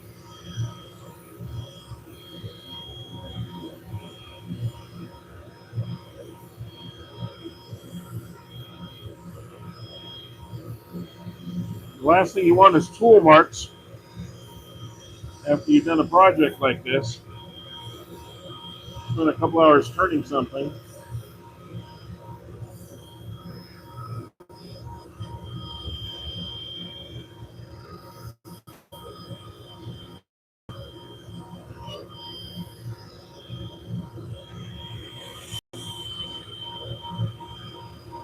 To be fair, this was a pretty big bowl. About a 8.5 inch bowl, maybe something like that. It's a good sized bowl. And it can be a chip bowl, it can be a flour bowl, it can be a lot of different things. Fruit bowl.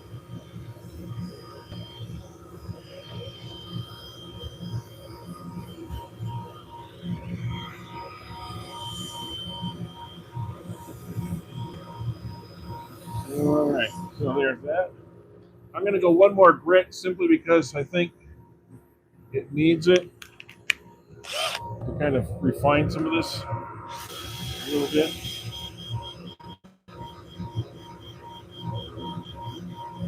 not going to do a lot.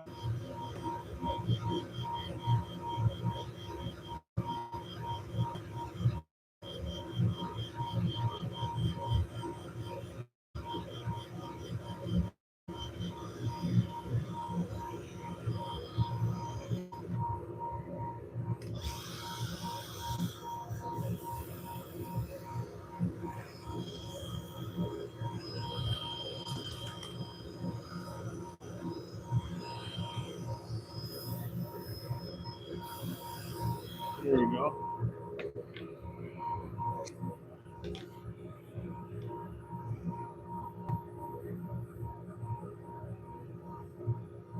Hey, Michael, you're back. Yeah, the bowl, you get to see the end of it. That's the best part. So, welcome back. Let me turn off the dust collector. Turn on the vacuum just to kind of clean up the air. The bowl is going to suck some of that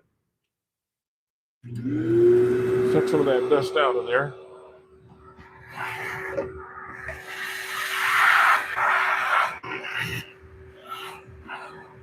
Now you can see when I get the dust out of there, you can see this.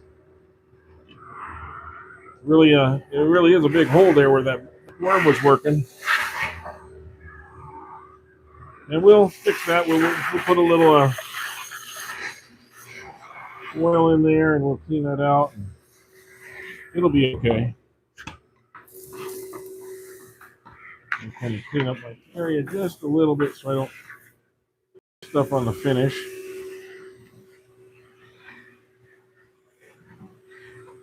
I know. You're all going, wait, I want to see the finish on it. Get it on there. Okay, I will in just a moment.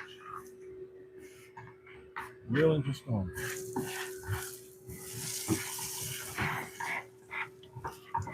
hope this isn't the part that the YouTube picks as a highlight. I would like it to be either the finished product or processed, one or the other, not the end of the video. It's weird how it picks the highlights sometimes.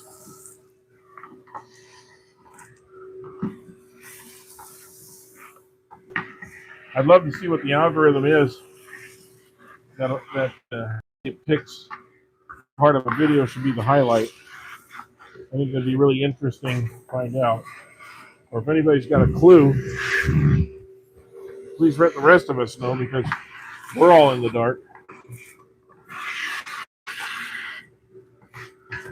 I mean, if I was a director, I would direct how it does it. And I know you can do clips. Clips don't seem to work quite as well sometimes as I would like them to. So, all right, that's that, and I'll get the floor later. And boy, does this floor have a lot of dust, sawdust on it. Okay, so wipe it out, and let's we'll put a little of this on here for now, a little tung oil, and I'll go back and use some wax later on it.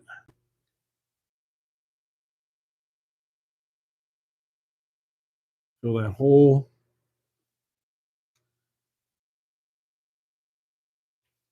Inside here.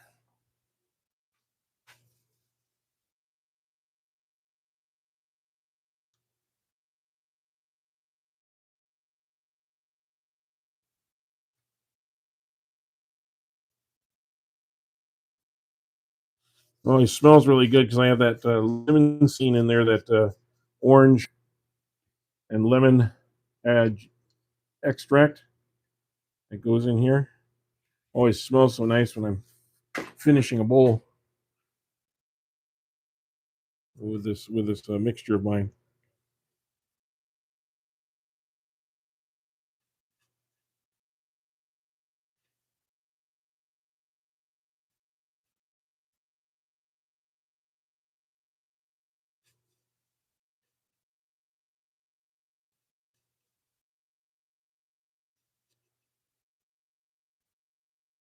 This is just the first coat, so it's going to suck this up pretty good.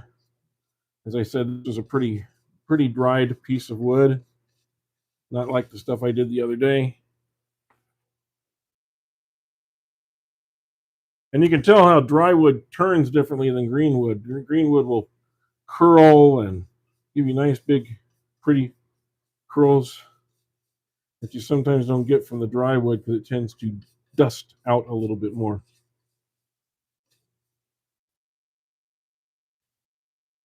Okay. I'll kind of do the outside here too again because it's going to need it. Plus, a little bit of it's coming out of that hole that I filled up on the inside. So we'll just give it another little brushing on the outside. And this will be somewhat preserved at this point. Not completely, but I don't anticipate any movement in this wood anyway. As I said, because it is dry and it's not any wood that would be under a lot of stresses. So I don't think it's going to have any of that kind of a result.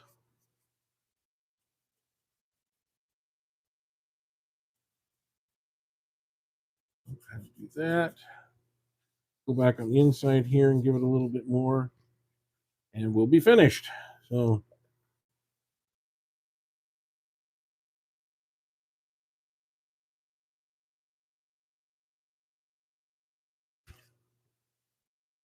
time to make more mixture too. Let's see. Well, I'm not seeing tool marks, which is good. I might see them after this dries. That sometimes happens too, or you get in a different kind of light. That's why I like to take it outside, get some sunlight on it, get different kinds of light on it, lights in the house. And when you see it under different conditions, you see different things. So don't just take what you're seeing here in the shop as, oh, perfect. Kind of go out and look at it in a lot of different lights. When you go to sell it, that's another light. So you want to be able to make sure it looks good under the lights of the place where you're selling.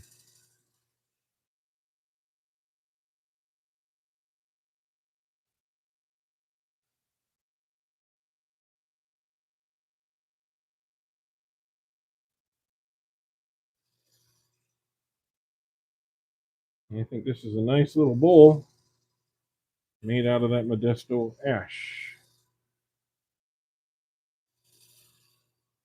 Okay. Let me get that off of here and I'll show it to you. We can all take a peek at it. So, here it is. Get a little closer on it. You can see the inside and then the outside of the bowl.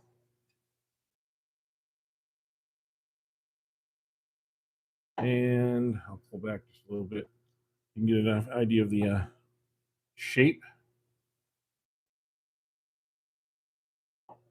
And let's see what size it is. Let's do a little tape measure here across. It is, yeah, I said 8 inches, and it's just a hair under 8 inches, about 7 7/8 inches.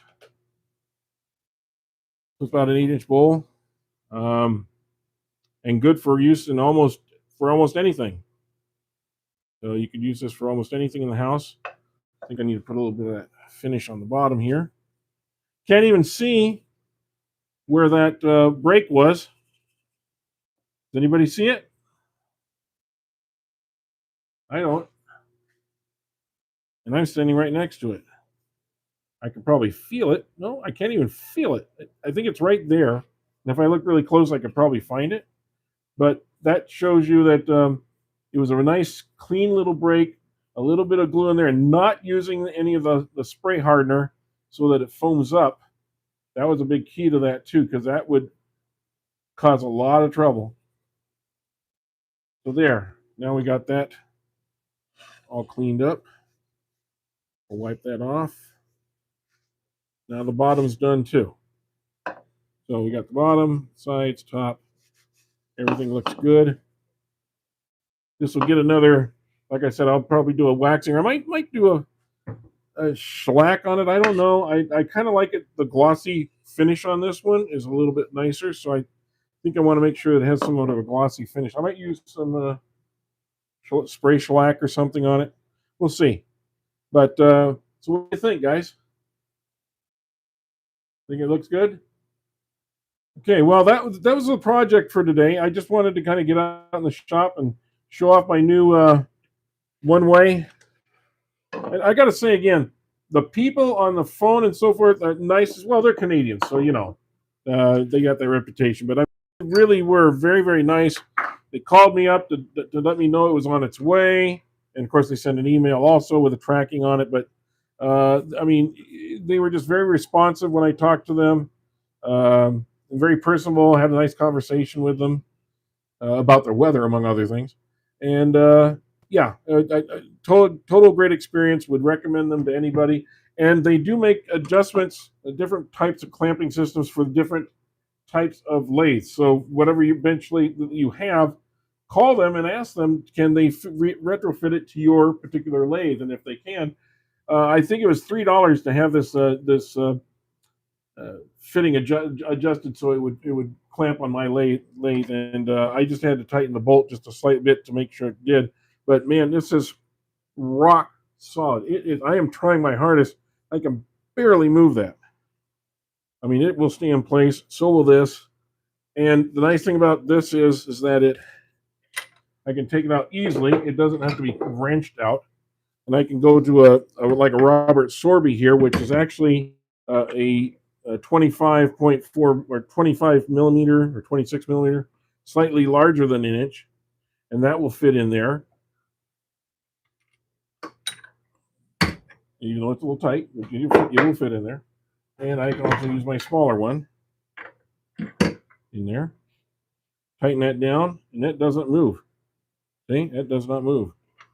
So I can use any different rests. I've got several different rests, and it works with all of them. No problem whatsoever. So, and I just love how this is really strong metal all around. This is not going to break. Oh, one other thing I would point out that I didn't show it in the video, and if you please go watch the 3-minute video, but there's one other thing I'd show, is if this ever does fail, you can just unscrew this out and get another one. Or if the whole assembly comes out, you can just take out these 4 screws, take the whole assembly out, and order another one to replace it. It's very simple to get it fixed, as opposed to having to buy a whole new unit because it's not clamping anymore because it broke like my other one did. So I don't anticipate this ever breaking. I mean, this is my lifetime one right here. I'm not going to have to ever replace that, I don't think, unless I get a different lathe that it just can't get it to fit on. But I don't see that happening in my future at this point. So anyway, that's my recommendation. Again, I'm not getting paid for this. I paid my own money for this one way, and I just want to give them a good shout out that I really really appreciate their service and the product. So guys, I guess we're not going to get to 100 likes today, but I do appreciate y'all being here for the last 2 hours. And we will call it a day. And I will see you on Thursday, where we'll be turning something new again. And I'm still kind of debating. I've got this piece of redwood here that's oval shaped. I need to get round. But I'm debating this because it has a giant crack running all the way down on the inside here. And I'm not sure this would hold up to a turning. So that's one. And the other one I'm looking at is a piece of that cottonwood again. I have cut some of that. It's really green. Or this piece of cork oak, which is really nice coloring to it, as you can see. We may do this cork oak on Thursday. I'm not sure. I've got to figure that out. But we will see you on Thursday. Thank you all for being here today. And we'll talk to you all soon. Thank you very much.